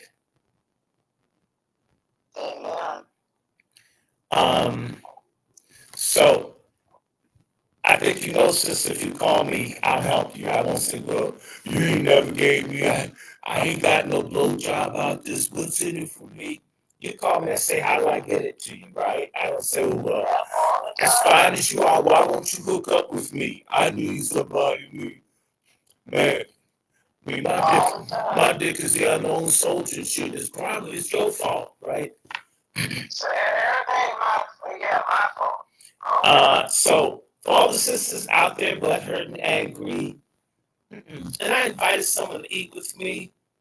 Yeah. And she came all the way, drove like an hour to see me. Do you think I would ask her to pay for her own meal? No. I even offered her some liquor if you want to get you up some. Right? I mean, I don't care. In fact, I'm going to say this to black women. One of the worst things that's happened to us is that the economy has broken a black man's back. It's rigged against him. He doesn't get to be generous or kind a lot. Now, they're haters and motherfuckers and selfish people, and then there are other people who just can't do better. I always tell people the story when I worked for Marriott. A black man came in with his wife and 2 kids. They were in Washington, D.C., and they wanted to see around. And they didn't have a lot of money. And I was working at nighttime, and the Marriott Corporation is racist as fuck. The people there treated me like shit. I was in the Marriott where the black woman sued because she got fired over the braids. I was working there with her. You can look it up. It happened at the JW Marriott in Washington, D.C. Black woman, I think, got $2.5 million because they fired her for her hair being an African style. So I know about racism, institutional, structural. So they didn't treat me right, but I saw this black man. He had a nice wife and kids, and the wife looked like she wasn't an asshole, pork chop feminist. And the man asked how much the rooms were, and it's a long time ago. And I told him it's $179 a night.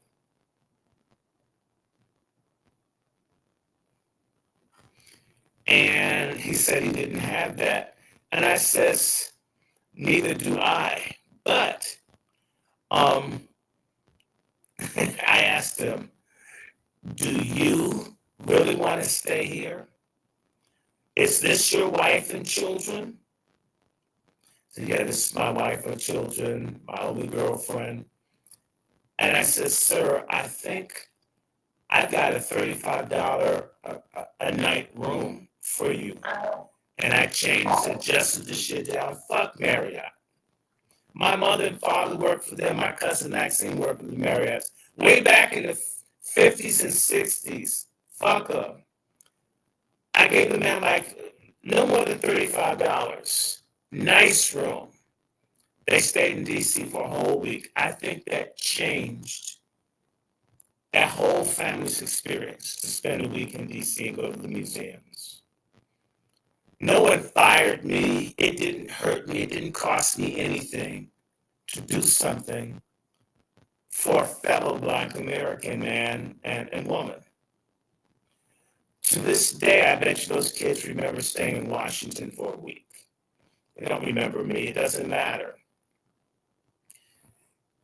If you saw how proud that man was of his family, that they'd been there for 5 days, you could see the dignity of that man was raised. He could spend some quality time with his family in a nice place.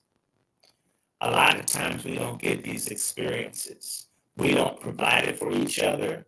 When Black folks in position to do stuff, the Latinos and everybody else steal and hook up their people. Somalis prove that. Like I said, my issue is we're not stealing and doing that for one another. That's my beef. That's what I'm pissed off about. I'm jealous of the Somalis. I'm jealous. If I'm in a position to do something for one of mine and they're legit, then just damn do it. Except I won't do it for a taker or a user or a liar or a scammer.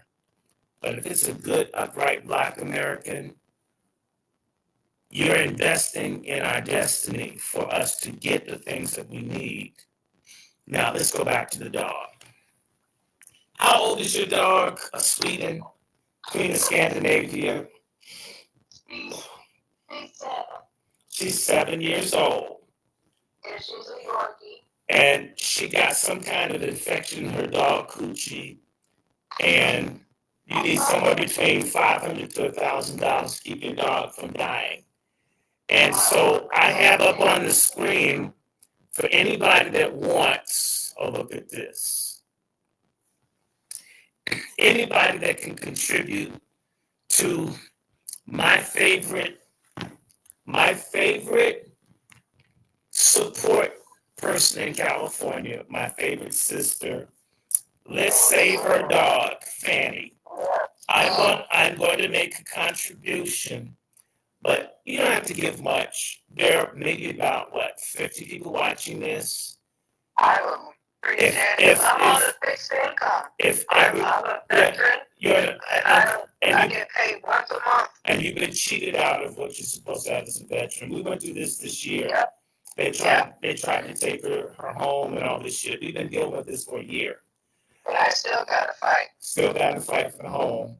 You get to stabilize the home and all that. Then, let me see, you have like 3 dogs die. Your mama died, your grandmother died, your uncle died, your great uncle died. Everybody started dying and shit, and your dogs died. You finally get your house fully stabilized. You're coming out with the book. Yes. And then your favorite youngest dog, you got a medical bill that you can't make for a dog. It's not a whole lot. No. It's not a whole lot. So I'm going to send a piece. Thank you. Everybody that's out there can send to, it's called, it's $ Miss Aja. All you moderators, can you put this out there? It's $ capital M, lowercase s, uppercase A, lowercase j-a, number 951. Yes. And again, it's Miss $Miss Aja 951. And it doesn't have to be that much. So if you send $2, $3, it will add up. I'm gonna get more than that. But I always ask people to help one another. And like I said, my cousin taking care of the matriarch of the family, when she needed money, I just gave it. I says, you know what? I'm going to the bank. This colonial pen check, these cheap motherfuckers, this is your check. I'm going to cash it, and I won't even touch the money. She'll tell you we go in the bank. I won't even touch the money. I tell her, come in the room after when I gave up the cash. I don't even touch it. I don't even want to come between people and their money. Even if it's money I'm giving at the bank, then I don't want to touch it, because if it's short $1, I don't want to hear about it. You want to talk about some people that fucked up about money? Black people, Africans, Caribbeans, and FBA is fucked up about money too. That's why we're in a position. Yes. We don't share. We don't help each other. So, as a personal favor for Christmas, okay, and y'all can always bless me. And I do have this Cash App, but it's so cool. I love it. My mother left me her Cash App. And she had a Cash App fucks me. And I did a show on this platform talking about what was happening in Gaza. And the next thing you know, I learned I gambled. Oh, wow. I give money to people that I can help that are in need. I haven't been in a casino in close to 25 years, but I spent, and the most was like $10 to throw. I'm still mad over the $10. I wish I could go to a smash machine and get my money back. I couldn't handle slot machines, putting money in and me not getting shit back. I could deal with a gumball machine. You put a pin in, you get a gumball out, or a snack machine. A snack machine, you put money, you get something out. A slot machine, you put some shit in, you don't get nothing. I told you I came up broke. Okay, we were so broke, my family. My father and mother, when I was in junior high school, family of 4 in Washington, D.C., my dad's income was about $6,000. That's below poverty. Okay, so I know what being broke means. And so for me, for niggas to this day who picks up pennies and dimes and shit, okay, in fact, I got some coins and shit. I got, like, when I go to all these, I put all the baskets back up in there, take the quarters. And 10 years ago, I don't even spend dimes, nickels, and quarters anymore. All metallic money gets saved. I've been saving metallic money for 10 years. I know what it's like simply not to have. I know what it's like for people to have to help me pay my damn cricket bill, right? It's a blessing to be able to pay T-Mobile and all those other. You get what I'm saying, y'all? So I feel for people that are struggling. When I tell you that this sister, by the way, she did something really nice. Y'all remember Carl Carlton? She's a bad man, a gentleman. Yes. Have a nice day. Okay, she wrote this really nice tribute to Carl Colson that went viral worldwide. She's a good human being. Drop something on Asha. Just a little bit. Give something. Give a little bit. I'll be right back, y'all. Okay. I really appreciate it, Fanny. She's my little icy sidekick. She's neighborhood watch. And like I said, I'm a veteran. I'm on a fixed income, but I keep working and working. I still got to fight the VA for my 100%. And I had to save my little girl. And I saw blood in her ear. There was a lot of blood. So my neighbor was really nice and rushed me to the vet yesterday. So she has a severe kidney infection, waiting for the test results. That she has kidney failure, but we're going to rebuke that she don't have no kidney failure, that this is just an infection. And she's on 2 major antibiotics, but everything costs. Veterinary bills, they cost a lot of money. And she's been with me with all the death. She makes sure I get up in the morning. She makes sure I go to bed. We cuddle together. I'm telling you, Yorkies are really good dogs to have, especially if you want a little guard dog and you don't want to deal with a big dog. Get your Yorkie. And she stuck by my side when my mother died, when my grandmother died, when my uncle died. And I have another dog. He's pretty much blind, but he's sick too. But I said I can't let Fanny be neglected. And I know it's hard during the holidays. And I was supposed to go to my great aunt's house, but I said I can't go. I couldn't leave Fanny here by herself and not give her her meds. But with that said, he gave me till the 31st to pay. And so on top of bills and everything else, and he's a really nice vet, and he knows my story too. He said, I'll give you to the 31st, and I had to write that promissory note. And so I said, let me try to raise some money to offset the costs. And let me just say this. They're not just a friend here. How many of you guys know about MST? In Brazil, MST stands for Movimento Sem Terra. And that means movement for people who don't have land. M is for Movimento. Sem, S-E-M, without terra. That's what MST means in South America and in Central America. Movements for people who want. But then there's the MST in America. MST in America stands for military sexual trauma. Yes. Every year, as many as 70,000 American servicemen and women get raped in the United States military. That's a lowball number, but 70,000. And by the way, people, it's disproportionately amongst the women that get raped because Black women are overrepresented population-wise in the military. Black women are as much as half of the women raped in the military. Yes.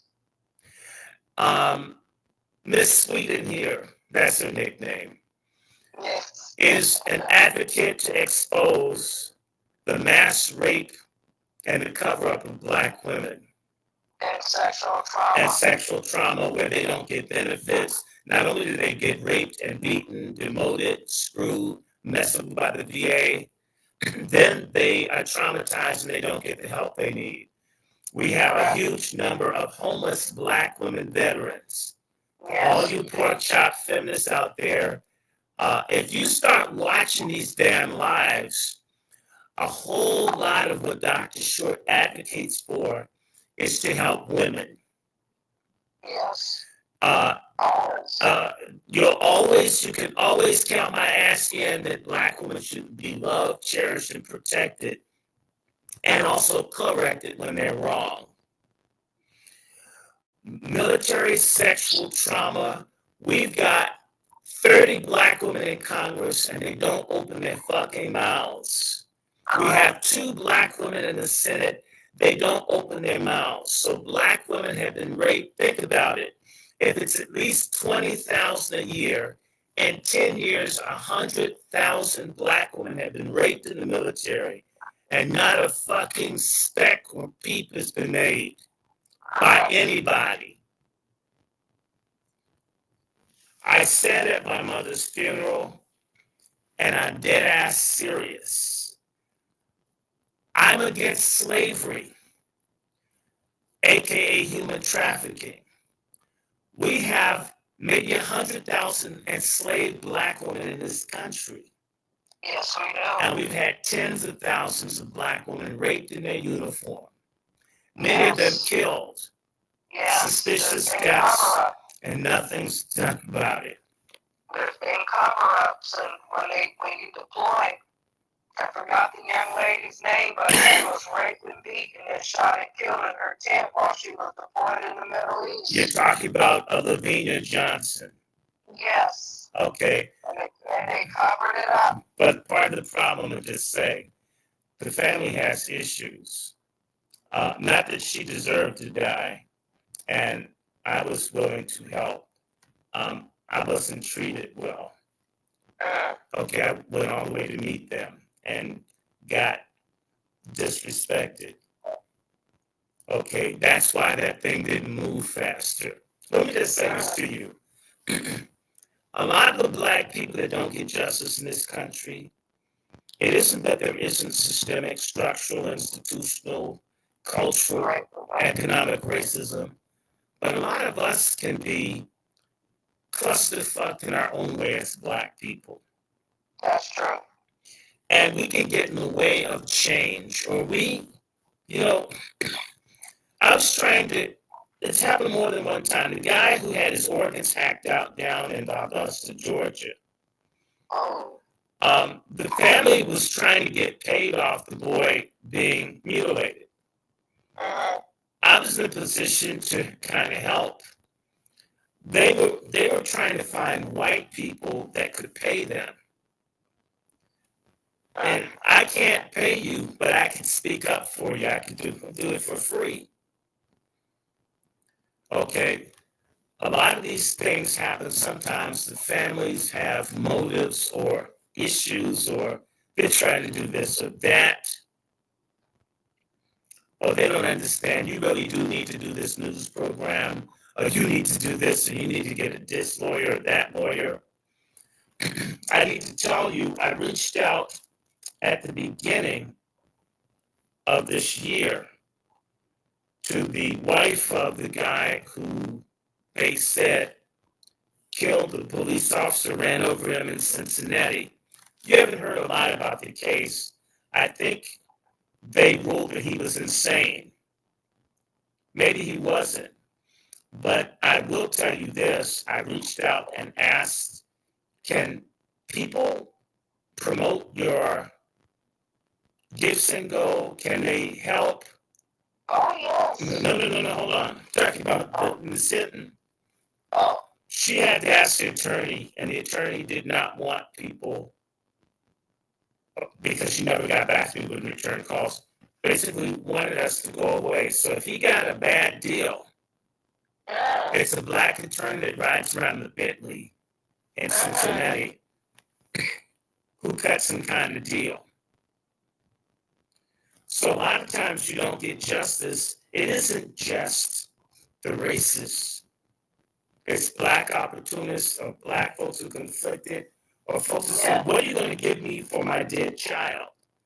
I can't buy your dead child. I didn't say I had.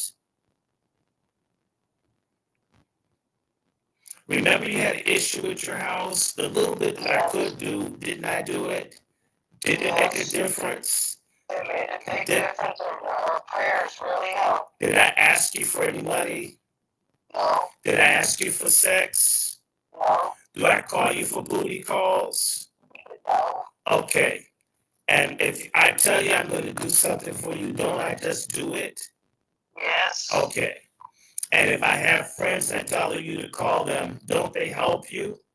Yes, they do. Okay. I want you, now we're going to do Tethergeddon. I can't wait. I'm so glad you asked.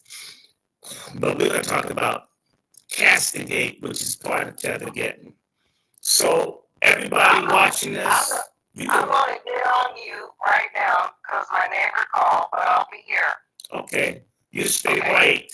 But, Merry Christmas. I'm not hanging out. Oh. Let me call back my neighbor. Okay. Merry Christmas this Eve.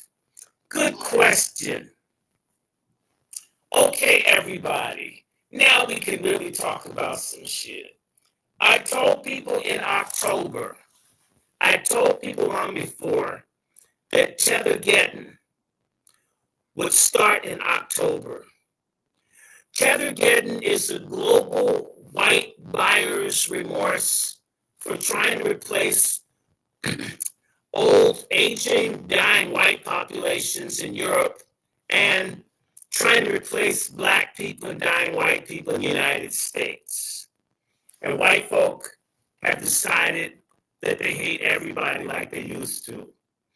For 60 years, they pretended that they didn't hate everybody. They only hated black Americans.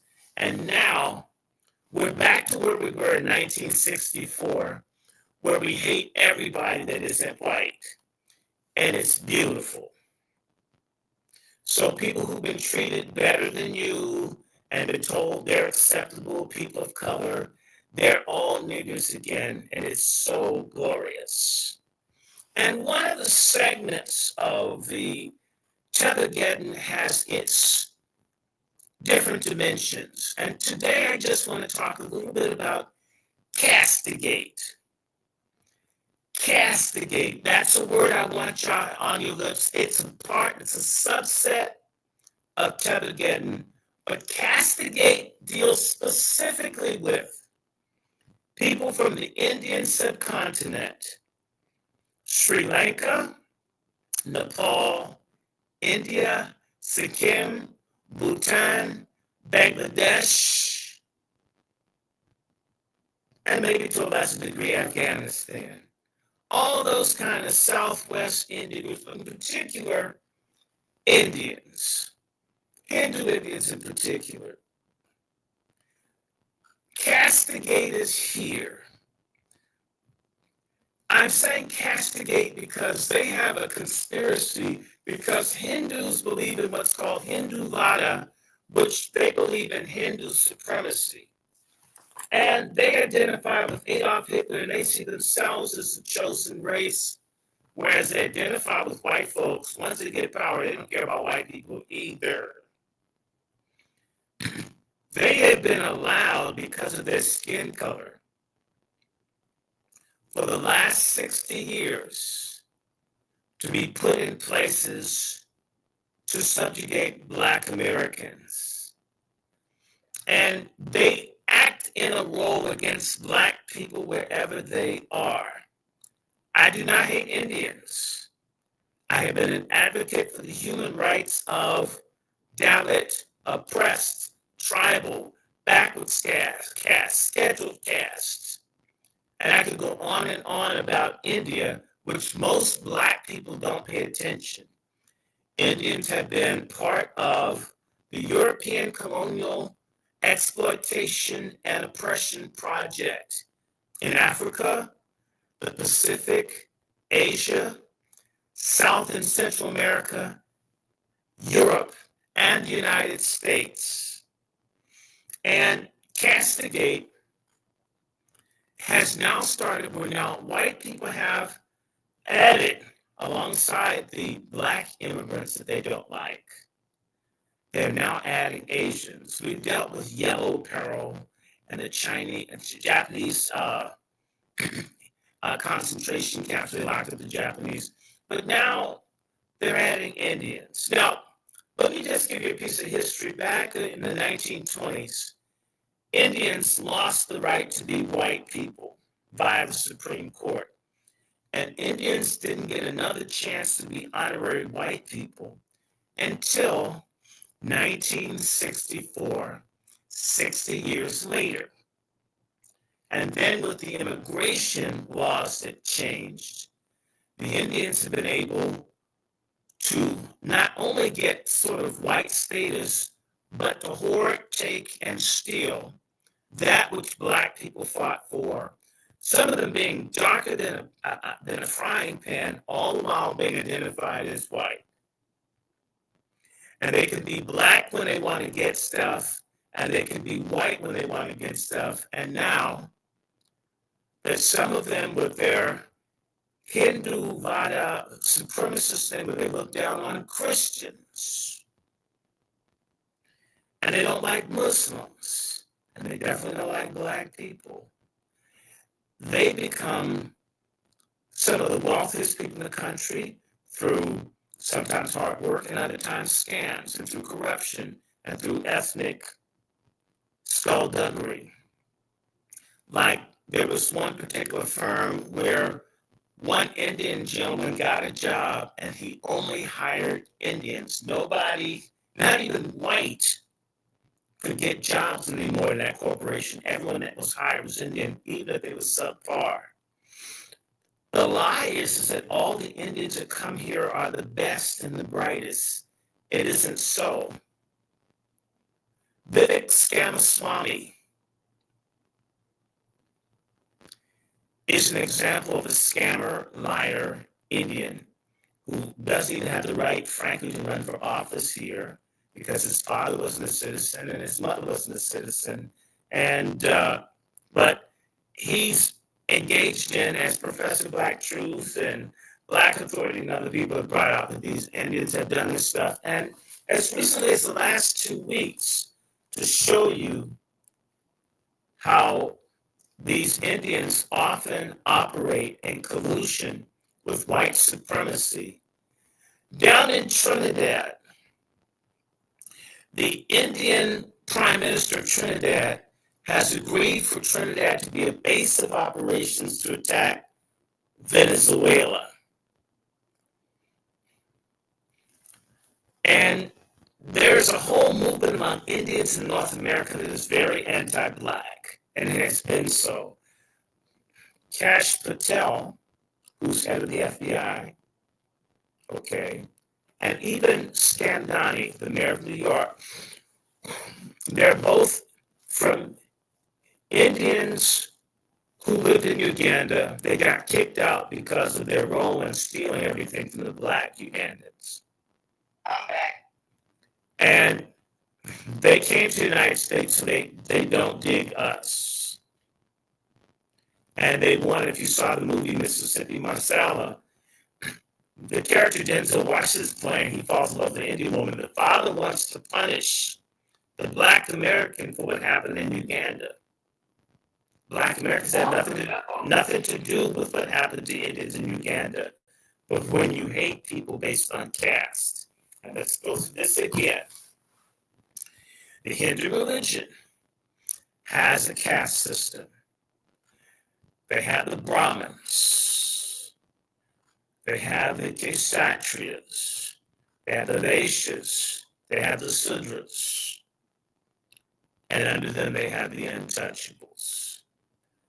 In their religion, the untouchables are subhuman, ritually filthy, people who are to be fucked, used, killed, slaughtered, whatever. They don't matter.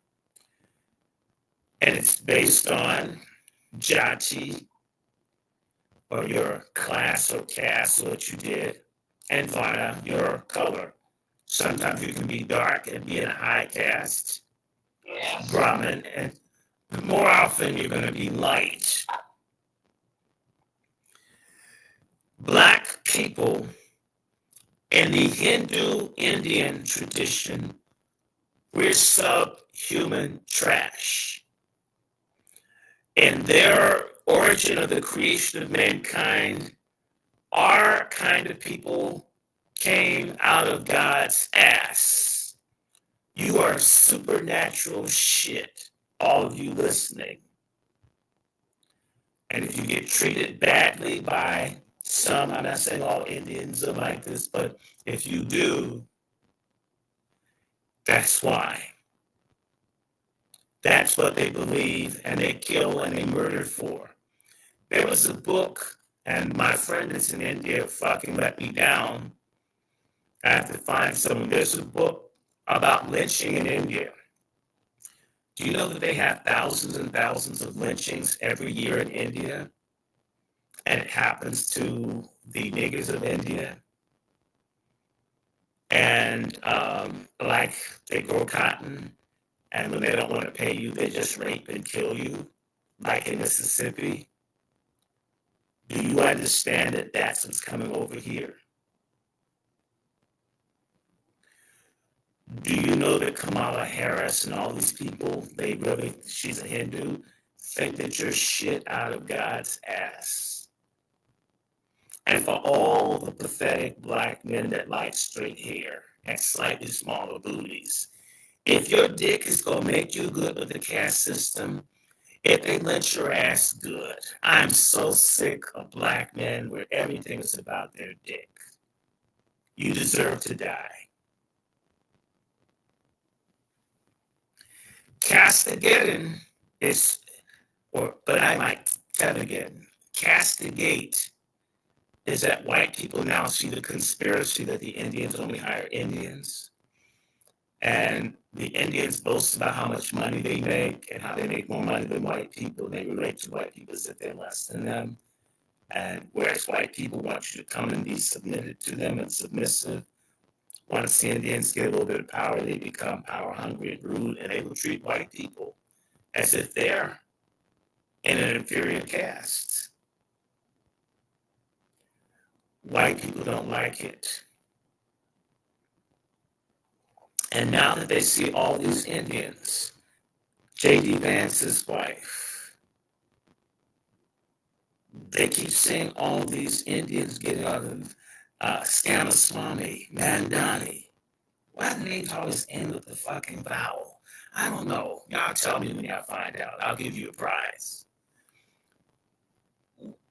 And these are good jobs. These people aren't getting shit jobs. These are six-figure jobs.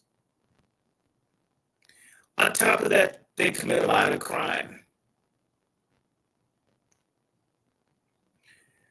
And so you're going to see an explosion. In California, there are hundreds of thousands of illegal Indians there who really treat black people like shit.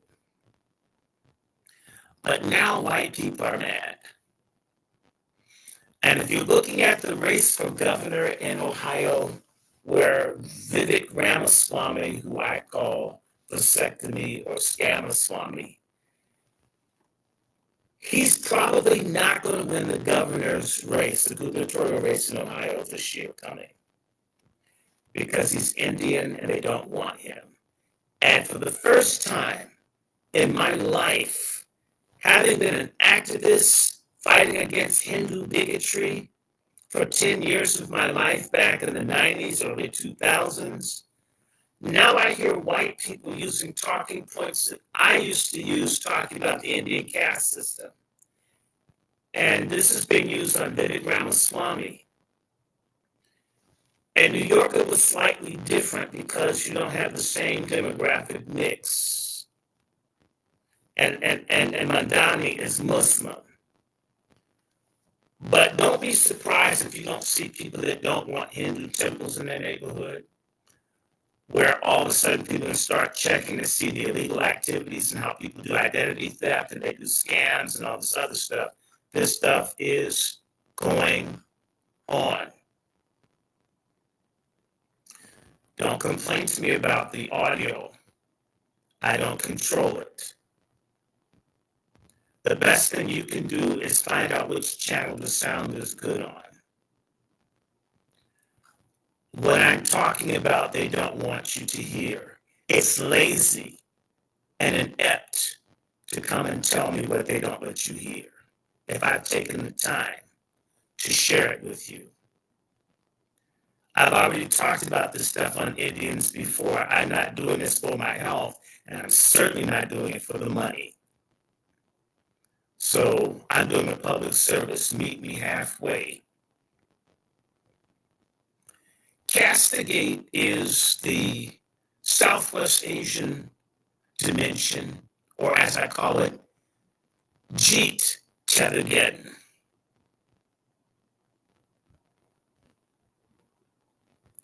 Jeet Tethergeddon, or CasteGate for short.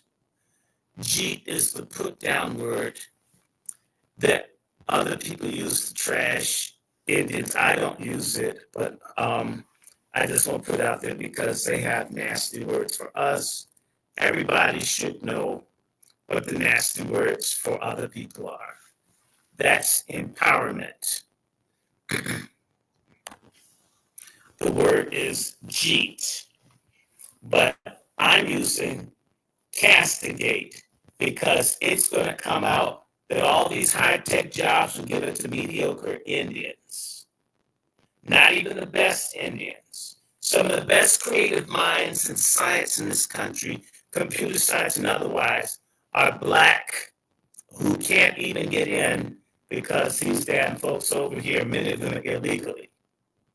There's a whole system to defraud and to abuse the visa system, and it's being shut down. You will see a dramatic reaction to CasteGate in 2026. It's already major news throughout India. The only people it's not news to, lo and behold, dumb fuck black Americans who are hurt more by Indians than anyone. And the Indians blame us for the white people wanting them out. They get their rights and opportunities off of us. Whites turn on them. And of course, their caste system, since we're shit out of God's ass, we have to pay for it. On top of that, we're supposed to fight for their rights to stay here, to help destroy us. And what does Dr. Short, is there any evidence of this? A lot of liar black people from the Caribbean and a lot of black people from the Caribbean are fucking liars, especially from Guyana and Trinidad, where the black people got usurped by the Indians. A lot of it because black folk down there had a self-hatred issue, and to get some straight hair pussy and the mix, because you didn't like being black, lost one of the richest pieces of real estate in the world, rich in oil and gold, to slide your dick into someone with straight hair. And in Trinidad, the black folks have been overrun, and they may talk shit, and I know some arrogant Trinidadians, but you know what Trinidadians are doing that's being kept quiet? It's New Jack City down there too. Gangbanging, shooting, and trafficking dope. And wow. The Indians have a stranglehold on everything. And they're in Canada too. And the whites in Canada are getting tired. CasteGate is the next wave of reaction. Tethergeddon it's international, it's global, it's multinational, it's multidimensional. I just want to break down CasteGate and say to you that you're seeing an increasing number of people, in particular out of Uganda, who have a bone to pick with black people because they got dispossessed by Idi Amin. I've been to Uganda. Most of you on here have never been to Uganda. Why should you be punished by Mamdani? Why should you be punished by Scamaswamy? Why should you be punished by, what's his fucking name? Caste Patel. And that's what's happening. And I've been screwed the universities for jobs. I'm not even bitter. I'm just telling you, anybody black, they say no. A lot of your black HBCUs have gone out of business. The Indians have been entrusted to manage the funds. A lot of your cities with Black Democratic leadership, they put the Indians in charge of the money. It's an Indian running the money at Howard.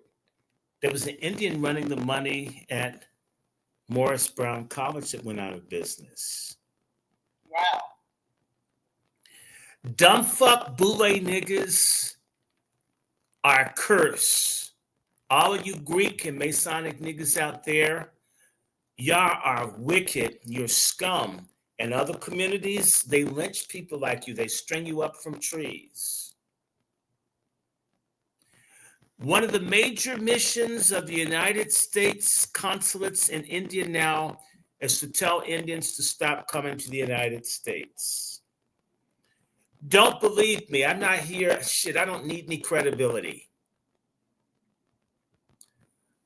I've had stage 4 cancer for 3 years. Didn't know it for 1. And I ain't dead. God's for me. So whatever you have to say will fall down if God backs me.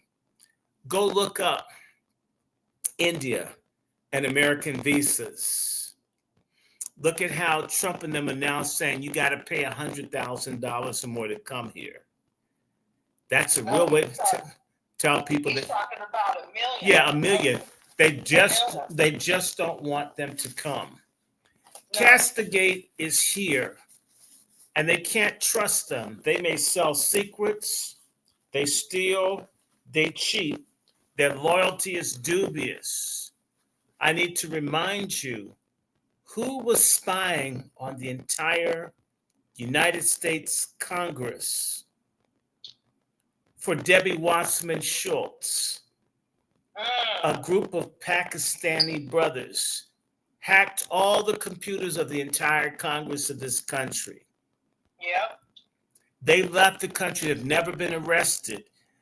These people have skill sets that make them very dangerous if they're aligned with Islamic extremism. And let me help you, because Negroes don't pay attention. There are as many as 300 plus million Muslims in India. They run the gamut of extremists to moderate. It's truly a mixed bag. The Hindus, who are supremacists, who love Hitler and hate Black people, and they hate many white people, don't give. In fact, you need to look up the Black Hole of Calcutta, about how the Indians suffocated a whole bunch of white civilians when they were fighting to get independent of white people, and they just killed a whole bunch of white folks. And then how white folks went and did a genocide on the Indians to show their asses that they were going to be in charge. And white folks did a genocide that killed anywhere from 40 to 80 million Indians. They're called the Victorian famines. That's 40 to 80 millions of Indians. They may have a bone to pick as people wake up and remember how they've been fucked with when the white folks expand all over the world, but they still don't like you or I. Right. Are there other conflicts with CasteGate?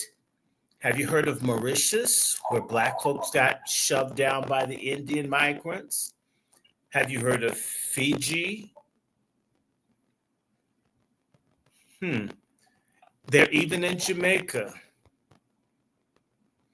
They're even in England. And they call themselves Black when they want it. And here's the interesting thing for all of the scam Africanists, all the stupid ass people, y'all follow the little ignorant niggas that are into African spirituality up in New York City. I know who the fuck I'm talking about. The Blacks in England used to protect the Southwest Asians from the white bullies. Once their numbers got big enough, you know what they did? They began beating up and attacking the Black people that used to protect them and show them love and solidarity. Now things are going in a different direction. As the economy slows down, as people prepare to fight wars all over the place, they need to be able to trust the people who are looking at the computers and the systems and the cybersecurity. A lot of people who are not a US citizens, who are part of CasteGate, are in sensitive places that they would never let a Black person be. They're going to be stripped. They're going to get kicked out of the universities. People are going to find out that people cheat. Stuff that some of us knew. When I tell you I applied for a job that only required a master's degree back in 2011. And I have like several master's degrees and a doctorate. But one of the people on the committee was an Indian woman. And she had plans for an Indian to get that job. Not that they had to give it to me, but why are you yelling and screaming at me in a job interview? But I'm not going to hold her accountable. Do you know there was a sorry-ass boule nigger on the committee that didn't ask the woman to at least be respectful during the interview? You don't have to give me the job, but do you yell and scream at me? I've had that happen. Africans and others do really crazy shit in interviews. And there's been one of these Greek letter Negroes or people of color Negroes who will watch someone like completely be rude and uncivil and say nothing. The nice thing is that under CasteGate, a lot of those people have been driven from their jobs by the Tethers and others. Okay. But now people are looking. And by the way, I want to say to you that Hindu fanatics hate Christians, don't like anybody that's not on this shit. Right. They're going to be very aggressive and arrogant. And it's going to be a shock to white folks who let them have all these nice jobs and shit, that they're hated and they're not appreciative. And what's going to happen is there's going to be a flip starting between January and March of this year coming, where you'll see an increasing number of crackdowns on people from countries that have extremist populations that are Hindu. You already have communal violence going on between India and Bangladesh. You may see a war. You may see fighting here. You have Sikhs. You may see fighting between the ones that have the turbans on fighting with the Hindus because they want their own state called Khalistan. And do assassinations and bombings happen in Canada and the United States? The answer is yes. Are they crazy enough to kill American politicians if they get funded by the Hindus? Yes. If they get funded by the Sikhs? Possibly. They have a global domination agenda too that's been ignored because in South Africa, they were useful in helping to destroy the liberation movement of the Zulus. Mohandas Gandhi, that your dumbasses think Martin Luther King followed, who was a bisexual Nazi who hated Black people, and the dumb fuck King family members have a statue of of Gandhi on the grounds of Ebenezer Church. We tried to tell those niggas, they didn't listen. It's interesting that Bernice King always runs her fucking mouth when someone white does something. But yet you got a statue of Gandhi on your church grounds. And Gandhi was a racist. And Gandhi was a pedophile who drank who drank cow piss and ate cow shit. Yeah. And worship white, strong white men. I'm just saying. Right. And hated black people. Yes. Real talk. And supported sexual human trafficking, ritual sexual human trafficking within the Hindu religion. We haven't been told the truth. And in fact, there's a woman, Miss Professor Roy, and the Indians that are in the know say Martin Luther King was greater than Gandhi. You know who doesn't say that? Dumb fuck people of color, Pan-Africanist type people who don't know what the hell is going on. I don't need to belabor this long. I challenge you to do some basic research on the status of black people in Trinidad and Tobago and Guyana. And to do research, there's a very good book that my mentor wrote the foreword for. I've been doing this stuff a long time. I never needed to be in the forefront, but the book is called Black Untouchable. You can get it for about $7.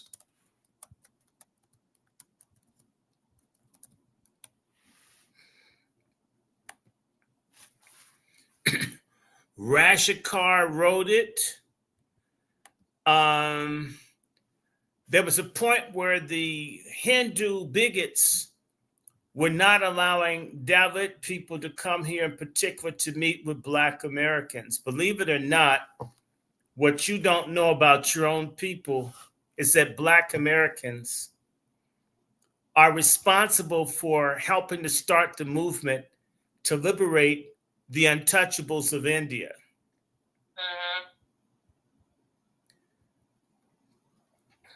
Black untouchables, and we can have this discussion, but there have been Indians coming to America for 40 years trying to warn Black Americans. And that reason I'm cursing the King family, stupid ass Coretta Scott King, I said it. And Bernice, I'll cuss you out. Y'all are stupid as fuck. Y'all have lied to us. But they get money from the Gandhi Foundation. A lot of your Black politicians get money from the Koreans, Chinese, Japanese, Indians, and this is why they betray us. Your Black Democrats, your mayors get money from these people's associations. Their business associations buy off your Black political politicians. In Prince George's County outside of DC, the Filipinos get jobs to teach Black kids that they fucking hate, and they tell them, but they give money to people.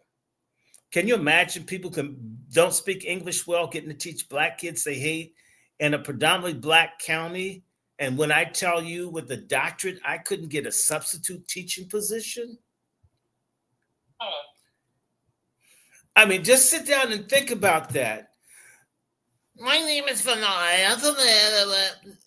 Let me help you, sir. Right? I can't compete with that. I'm not even bitter about the damn job. I'm just saying, oh my God. And there are Black people all over the country, Boule, who've made Black cities and predominantly Black counties sanctuary so they can betray us. But back to CasteGate. CasteGate, thank God, because it would never come from the Boule. It would never come from the nigger Democrats that you dummies vote for. Man, the best thing we got working for us is racist white people who believe in white entitlement and white privilege. That's the only consistent thing in this country you can bet on, other than Black self-hatred, drug addiction, and and Negroes being afraid. It's that white folk want everything, and they're tired of everybody. And in fact, they're fighting each other, which is kind of cool. We could use another civil war, but we should sit out of this one. We don't need any battle like the crater where they massacred blacks outside of Richmond. And there's no monument for the black men that were just butchered and bayoneted to death. There's no discussion of this.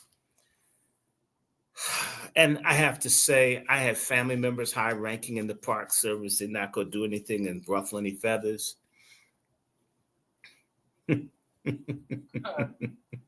Look, I don't have to do this much longer. But my prediction is that 2026 will be the year that white people get tired of model minorities. Honorary white people that are Asian will become niggers. The niggerization of formerly honorary white people is here. And by the way, as much as I like the congressman from California, what's his name, Ro Khanna, who's talking about Epstein, if this Indian dude keeps pushing for justice for the victims of Epstein, and he's Indian, and Jayapal, who's from California, these Indian politicians that put their mouths in shit, they didn't want their asses up there to start speaking up on shit like they've got power. They're going to break their asses. I'm not saying I disagree with them. Just they don't know where the fuck they are because they haven't paid full price to ride this apartheid bus called America. So let me see. It's time for me to have a snack. I want to just say to you, back to Tethergeddon. I'm going to spend a little bit of time on it. I told y'all that they were going to shut down Africans and Caribbeans. Pretty soon, they're going to shut down Black Caribbeans that come from the United Kingdom coming to the United States. Yes. I haven't mentioned that, but I just need to tell you, people like Seal and the Fugees and people like that, you're still just a fucking Jamaican with the British passport. They're going to shut their asses down. I'm not celebrating, just it's time for people to find out. And I want to thank the racist white news media because they were doing stuff that the Congressional Black Caucus and the traitor scam Africanists have never done. They're now delineating Somali from Black Americans. They're now saying what people actually are. And once they really start, when you see all this crime that's really heinous in South Florida, a lot of those people are Caribbean. You're going to begin to see increasing delineation of who commits the crimes, who's on welfare, who's raping, who's pushing dope. And once these people recognize this, hey, we already had niggas doing this. We don't need another element of people doing this shit. Out they go. With the big, beautiful bill, people, which takes effect what I call New Tears Day, because they're going to shed new tears January 1st. Once that big white testicle falls in Times Square in New York, the big, beautiful bill, it's going to slash all kinds of government programs. And they're already, all the not-for-profits, a lot of those have been using the Catholic Church and other things to help illegals and so forth. All that shit's gone. When people find out that they're going to have to raise taxes to take care of people that are in the country illegally, if I can remind your asses, and some of y'all weren't born, you remember Ronald Reagan? He sounded like this. Hi, I'm President Reagan. I hate Black people, and so do you. Yes. If you want this country to go back to them picking cotton and singing spirituals with a smile, vote for me. Ronald Reagan I remember Reagan came to power in California on the backs of an open, a white referendum or plebiscite or whatever, a ballot initiative to make certain that housing in California stayed segregated. Yep. That's what made a C grade has been actor a power force in this country. I can top that with the Mulford Act. Oh yeah, with no guns, right? Because he was afraid of the Black Panthers. Can't open carry still today. Even when we had Republican governors, nobody's ever repealed it, but they always talk about the right to bear arms, Second Amendment, but you guys never repealed the Mulford Act. They're not going. And they'll never do that because they don't want Black people to open carry because they were afraid. He was afraid of the Black Panthers. Right. So let's just be straight here because, we don't have to do this much longer. Ronald Reagan came to power off of white resentment in California. White people didn't want their taxes to go up. They didn't want to lose their communities. When you explain to white people that the federal money that's been pouring into the cities, that have been going to the illegals and others, okay, understand me, that they're going to have to pay for it out of their pocket. And we're talking about a lot of places where these illegals are broke-ass red states. Yes. They're in Alabama. They're in a lot of places. They're in Louisiana. When you explain to them that they've got to pay for the illegals that are there, like there's some Vietnamese person that is a city council person or something in New Orleans, and these folks can't stand Black people. When people find out that these people in the country are unlawfully, you have to pay for them.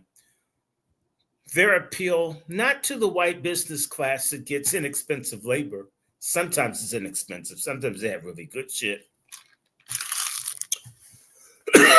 Do you know that there will be a tax revolt this year? And I'll tell you something.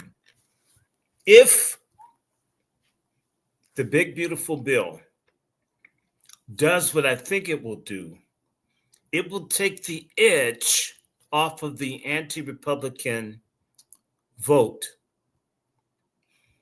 for the midterm, not because the people are happy with the Republicans, but they're going to be mad if the Democrats tell the people to eat the bill for the illegals here. This will make them say, damn, Trump is a piece of shit, but he's our piece of shit. I'm not saying Trump's a piece of shit. I'm just saying how this redneck's going to look at that. So you're going to start to find out when the big, beautiful bill comes along. People are not going to just want to let, like they don't, here in Chicago and other places, they can't even arrest illegals, no matter what they do. All of that's about to change. Because when they shut down all these programs, these people are going to start stealing and doing shit. And when I say to you, you're going to see a lot of people's asses getting shot on people's porches and shit like never happened before. Let that get bad enough. Watch people turn. So CasteGate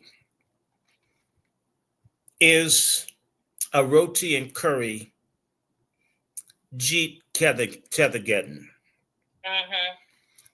New tiers and the big beautiful bill will be a declaration of war on the poor, and poor white people are the most volatile element in the American population. They are the most violent, they're the most angry, they feel entitled even if they don't deserve, especially in relationship to non-white people. So imagine if I am a poor white person and I see an Indian with a Maserati. Right. Do I say they work hard? Or do they say, how did that damn dot get that and I've got a fucking Yugo? That's true. That's what they say, the second part. I grew up, unfortunately, with poor white people. And I get it. They don't mind white people being rich as long as they have the hope of one day possibly being with rich white people. Right. But they do not want anyone that is not white to do better than them. No. Under no circumstances. And it even depends on which whites. You will never see, not for right now, a Greek, an Armenian, an Italian, a Serb, a Polak, a person that's Portuguese. There are a range of white people who will never become president in the United States. Correct. Even being white, because, excuse me, in the words of my brother's tormentors, we used to be very close to a Egyptian Cypriot family called the Scalises. And I remember John Scalise with my brother got stopped by a couple of white guys. And they asked him, "What kind of nigger are you?" Oh. And he says, "I'm not a nigger." And he says, "Well, why are you with him?" He says, "He's my friend." He says, "Well, your friend's a nigger. Niggers hang together. What are you?" He says, "I am white." And it says, "What kind?" And he said, "I'm Greek." They began swinging on him and says, "You're not white enough." My brother had to beat the other guy's asses and help him get home. So, and they would explain to me, Italians aren't white enough, Greeks aren't white enough, people from Crete and Cyprus aren't white enough, Turks aren't white enough, Portuguese aren't white enough, certain Spanish, if they're blonde Spanish, but if dark Spanish, Even certain Irish. You're not white enough. I will beat you just like a black person. Why don't you just go over and join them? They when the Irish were here for a long time, they would call them the N-word. These people, dirty Irish, you niggas. These people did not let them be white for a long time. I lived in Australia. I had friends again that was Cypriot. They were not, there was a word for certain people, they were called Balts, and they weren't allowed to be white. I ended up with Greeks and other people because basically they'd rather be with black people than the white people. That's true. White people are delineating in America. We're not the only ones delineating. And what Tethergeddon is doing is making white people delineate.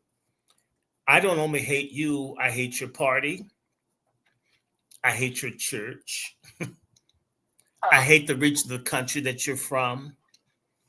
I hate your ethnic subgroup. Let me just say to you, if you live in the South, and I'm a Southerner, you won't see many Orthodox churches, Greek Orthodox, Syrian Orthodox, Armenian Orthodox, Serbian Orthodox, Egyptian. It isn't that the churches aren't there. Their churches are built to look like anybody else's churches because if you know anything about Orthodox churches, they're based on a different floor plan than what's called, I think, the Gallican plan. I could have it wrong.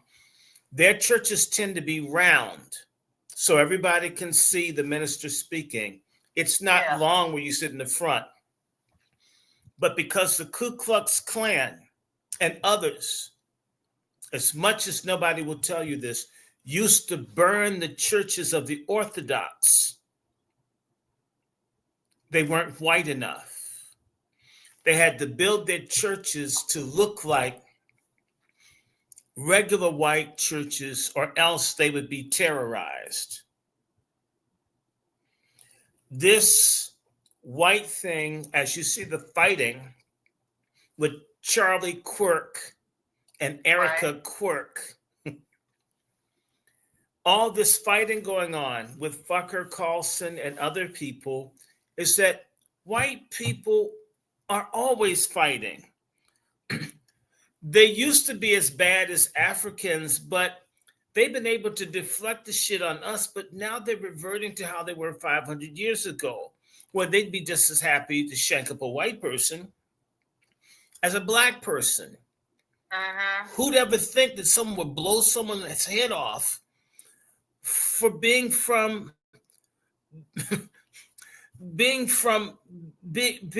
Armenian? I mean, aren't they white? I mean, don't you want them right?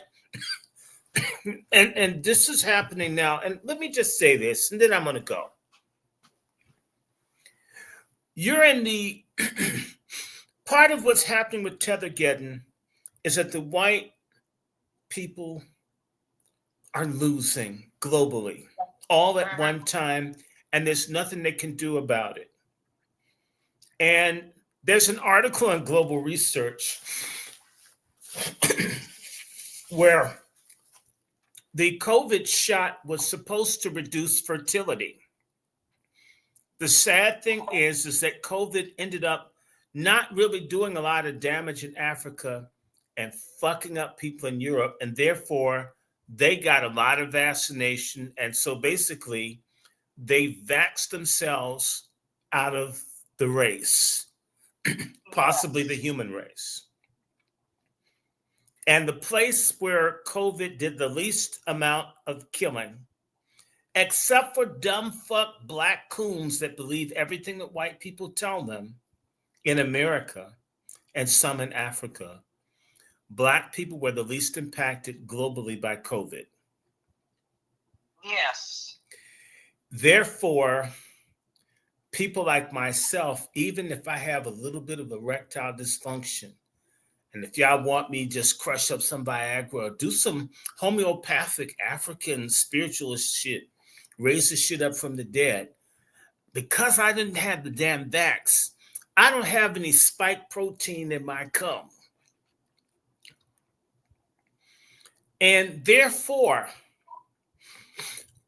these people see the end of a 500-year run of white hegemony on a global basis. And the broke, smaller white classes, as they do everywhere, rise up and try to attack vulnerable populations and horizontal violence to try to hold on to shit that they've already lost. And that leaves me with the fact that the most important white economy outside the United States is that of Germany, and the German economy is in a free fall. The French economy, also important, is in a free fall. The British economy is in a free fall. The Spanish economy is in a free fall. And at the best they can do is hate people from somewhere else because they're elites. And they're gay rights advocates and all these other people, and they're stupid ass feminists, you dumb fuck feminists, you dumb bitches. These white women didn't want to have kids and shit, and y'all want to get abortions like it's getting a nail appointment. There aren't going to be young white people or young Japanese people. Japanese economy is in trouble too. Yeah. A young economy is a growing economy. A dried up testicle, busted ovary economy is a dying one. These people are dying, and they're counting on the magic of hatred and exclusion to save them. It's not going to work. And the greatest thing that could happen for all the people bitching about Passport Brothers is if some of y'all became mothers and shit again and we had families. We have the ability to turn our population decline around, and we could end up actually being able to take our damn reparations demographically versus waiting on the Congress. Right. They're dying. They know they're dying. And it's going to accelerate. and the drugs and the other things, they will not recover from this. They already knew this 15 years ago. They're lying. They're counting people from Africa and the white population in this country as I'm speaking to you. They don't know what to do. And you know what? The answer to everything isn't hate and a gun.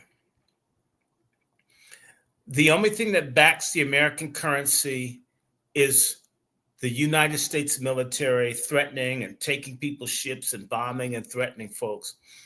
What happens if the Chinese, who now have jets and things equal to the United States and missiles and hypersonic and nukes, what if they decide to, like the North Koreans, what if they decide to give nukes to Burkina Faso, to Traore? Well, they're working on a lot of things.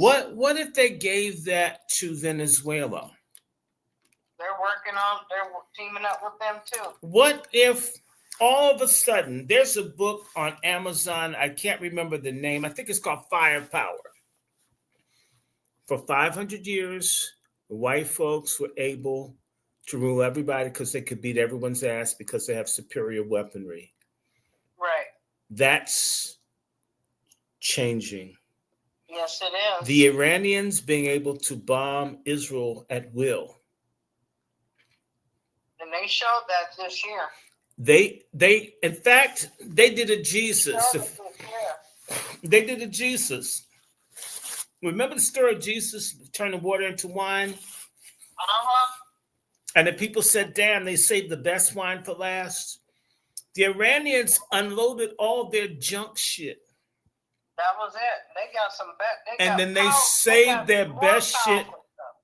Their best shit for the last few hours, and they just did it. Yep. The day of white impunity is over. The only people who believe in white supremacy are stupid ass black people in America and in Africa and the Caribbean and Latin America. And of course, stupid ass Asians. Our belief, and all of you dumbass Christians, I especially discuss it with people who say they believe in an all-powerful God and they worship white people. Y'all gonna go to hell. You're gonna all burn up. I don't hate anyone, but a white man and a white woman is a human being with the same number of chromosomes as I have. They're a person. I don't hate people. You know, there was a woman here who checked me in the hotel. She was coughing. I went and took her a bag of Ricola. She's doing better 2 days later. But I didn't say, oh, white bitch, she's sick, fuck her. I'm not put together that way. A person helped them. I gave them some of my stuff. That's how I feel about, I wish people felt the same. I don't hate anyone, but I don't want to be fucked over either. That's how we need to be, but we need to first do for self, respect self, and grow. Think. If we grow up in the next year, in fact, next year is what? It's year 60 of the proclamation that we needed Black power. Let us consummate the thing that we should be powerful. Powerful in love, self-respect, dignity, kindness, compassion, self-respect, orderly, feminine, masculine, moral, and upright. What comes after white supremacy is a toss-up because it's a multipolar world, sir. They're going to be Africans that are powerful, like what happened before the European so-called discovery. They're going to be power bases all over the world. And there'll be a radical decline of what are white societies. Not that anyone's going to necessarily do anything to them unless they try to strong arm and bully people. But let me leave you on this note. I'm going to shut up here. In 1956, the British racist Prime Minister Anthony Eden who hated the Egyptian head of state, Gamal Abdel Nasser, for taking the Suez Canal. And they got with Ben Gurion and the French, and they decided to take the Suez Canal because the Egyptians had the British Empire by the balls. And they attacked and they were winning. But the United States, concerned about the Soviet Union and the Cold War, told Anthony Eden,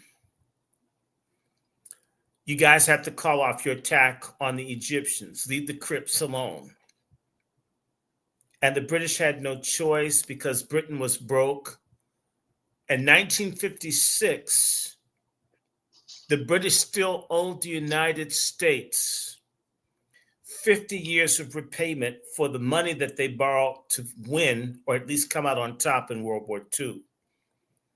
President Eisenhower threatened to sell off $2 billion or $3 billion in British treasuries that would have destroyed the economy of Great Britain. So the British had to take a fucking loss to a fifth-rate Arab country that had lost militarily but diplomatically won. Why am I bringing up Suez? It happened 70 years ago, this year coming. I believe Venezuela will be America's Suez, and it will be the Chinese, because America used an economic atomic bomb on England. The Chinese and others will be able to use an economic atomic bomb on the United States and force them to leave Venezuela alone. The United States has already sent overtures that they're willing to play ball with the Venezuelans and the Chinese. It's not highly publicized in the American press. Right. America right now is like a prostitute who does their best blowjobs with their dentures off. Yeah. White supremacy is over just in the minds of the white elite, but not in the minds of its black and brown slaves.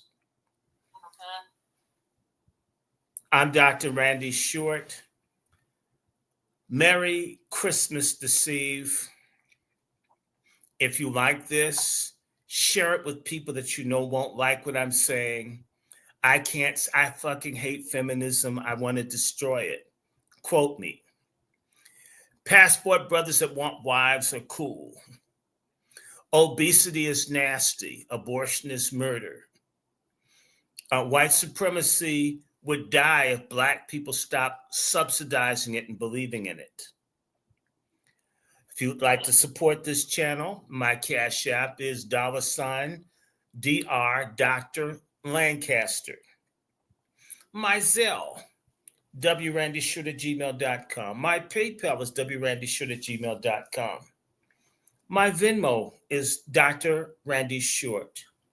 My Patreon is Dr. Randy Short. I thank everyone for turning out. I thank everyone for supporting me. A mother's a terrible thing to watch waste. Yes. I thank you for your prayers and your support. Remember Miss Sweden's dog, Fanny. Thank you so much. Her Cash App is $ Miss AJA 951. Send her $2. I'm going to probably at least send 50. We need to come up with $100. This is a woman on the front lines fighting against the rape of Black women in uniform. I'll be talking about her book later. That's the teaser. And this woman's a survivor. There are a lot of Black women that are getting killed every year, raped, disappeared. No one talks about it. As much as I hate feminism, I love real Black women, as she is, even if they've got a lot of extra additives. That's shit. I have a shit. My family's Snicks. I can't do shit about it. To hell if y'all don't like it, I'm not gonna lie about it anymore. Okay. I mean, I had people jumping all out, tripping on me about Kamala Harris, and your family used to be white. I was like, fuck you. Of course they use some. but they never sold out. So I don't care I don't want to hear what anyone has to say. If you see me with the white woman, it's my damn business. The kids will still be black. And by the way, the thing about Negroes is so phony. Nobody likes for you to screw anybody white, but everybody wants to screw the offspring. Aren't we cluster screwed in our logic? Drop me a piece, share this. Sorry about the sound. I'm on my cheap computer. I can't believe I did this. I'll be doing more of these, picking up, and I'll try to have a book with me next time. I only have a couple hours left on my. I'm going to have to talk to Jerome on how to get my stuff off of this StreamYard so all my shit can be downloaded. And I have interesting news for y'all. Guess what? My old channel that they destroyed, I have access to hundreds of hours of video that I thought that I would never see again. So I hope this year I can put all of my videos together. I'm going to get a good website. I'm going to just put that so even if YouTube is stupid, all my shit will be there. And I'll be thinking about it. I'm going to get another phone. I will have a new phone line, and I'm going to I've been talking about doing this. I'm going to get this Rumble thing going. I don't know when. By the way, I'm going to be doing fundraising because I got to go to Africa, set up some businesses. But some of that money is going to come here for me to help mine here. Love everybody. White Jesus, white woman. And just thank you. I want to thank everybody for the incredible support that I got. It cost me like $23,000 to bury my mother. You guys helped me. That was a hell. I mean, I want to get cremated. I don't even know if I want a grave. Just the money, but that's what my mama wanted.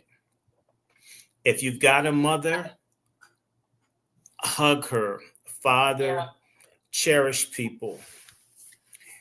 It's not so much whether Africa rises. Africa's rise has a lot to do with our rising here. Yes. We'll never rise as long as we're looking to people somewhere else to provide our plan for liberation and our identity. There's enough history and culture here for us to be our own self-contained people. I'm Dr. Randy Short. I'm signing off. White woman. Thank you. Merry Christmas Eve.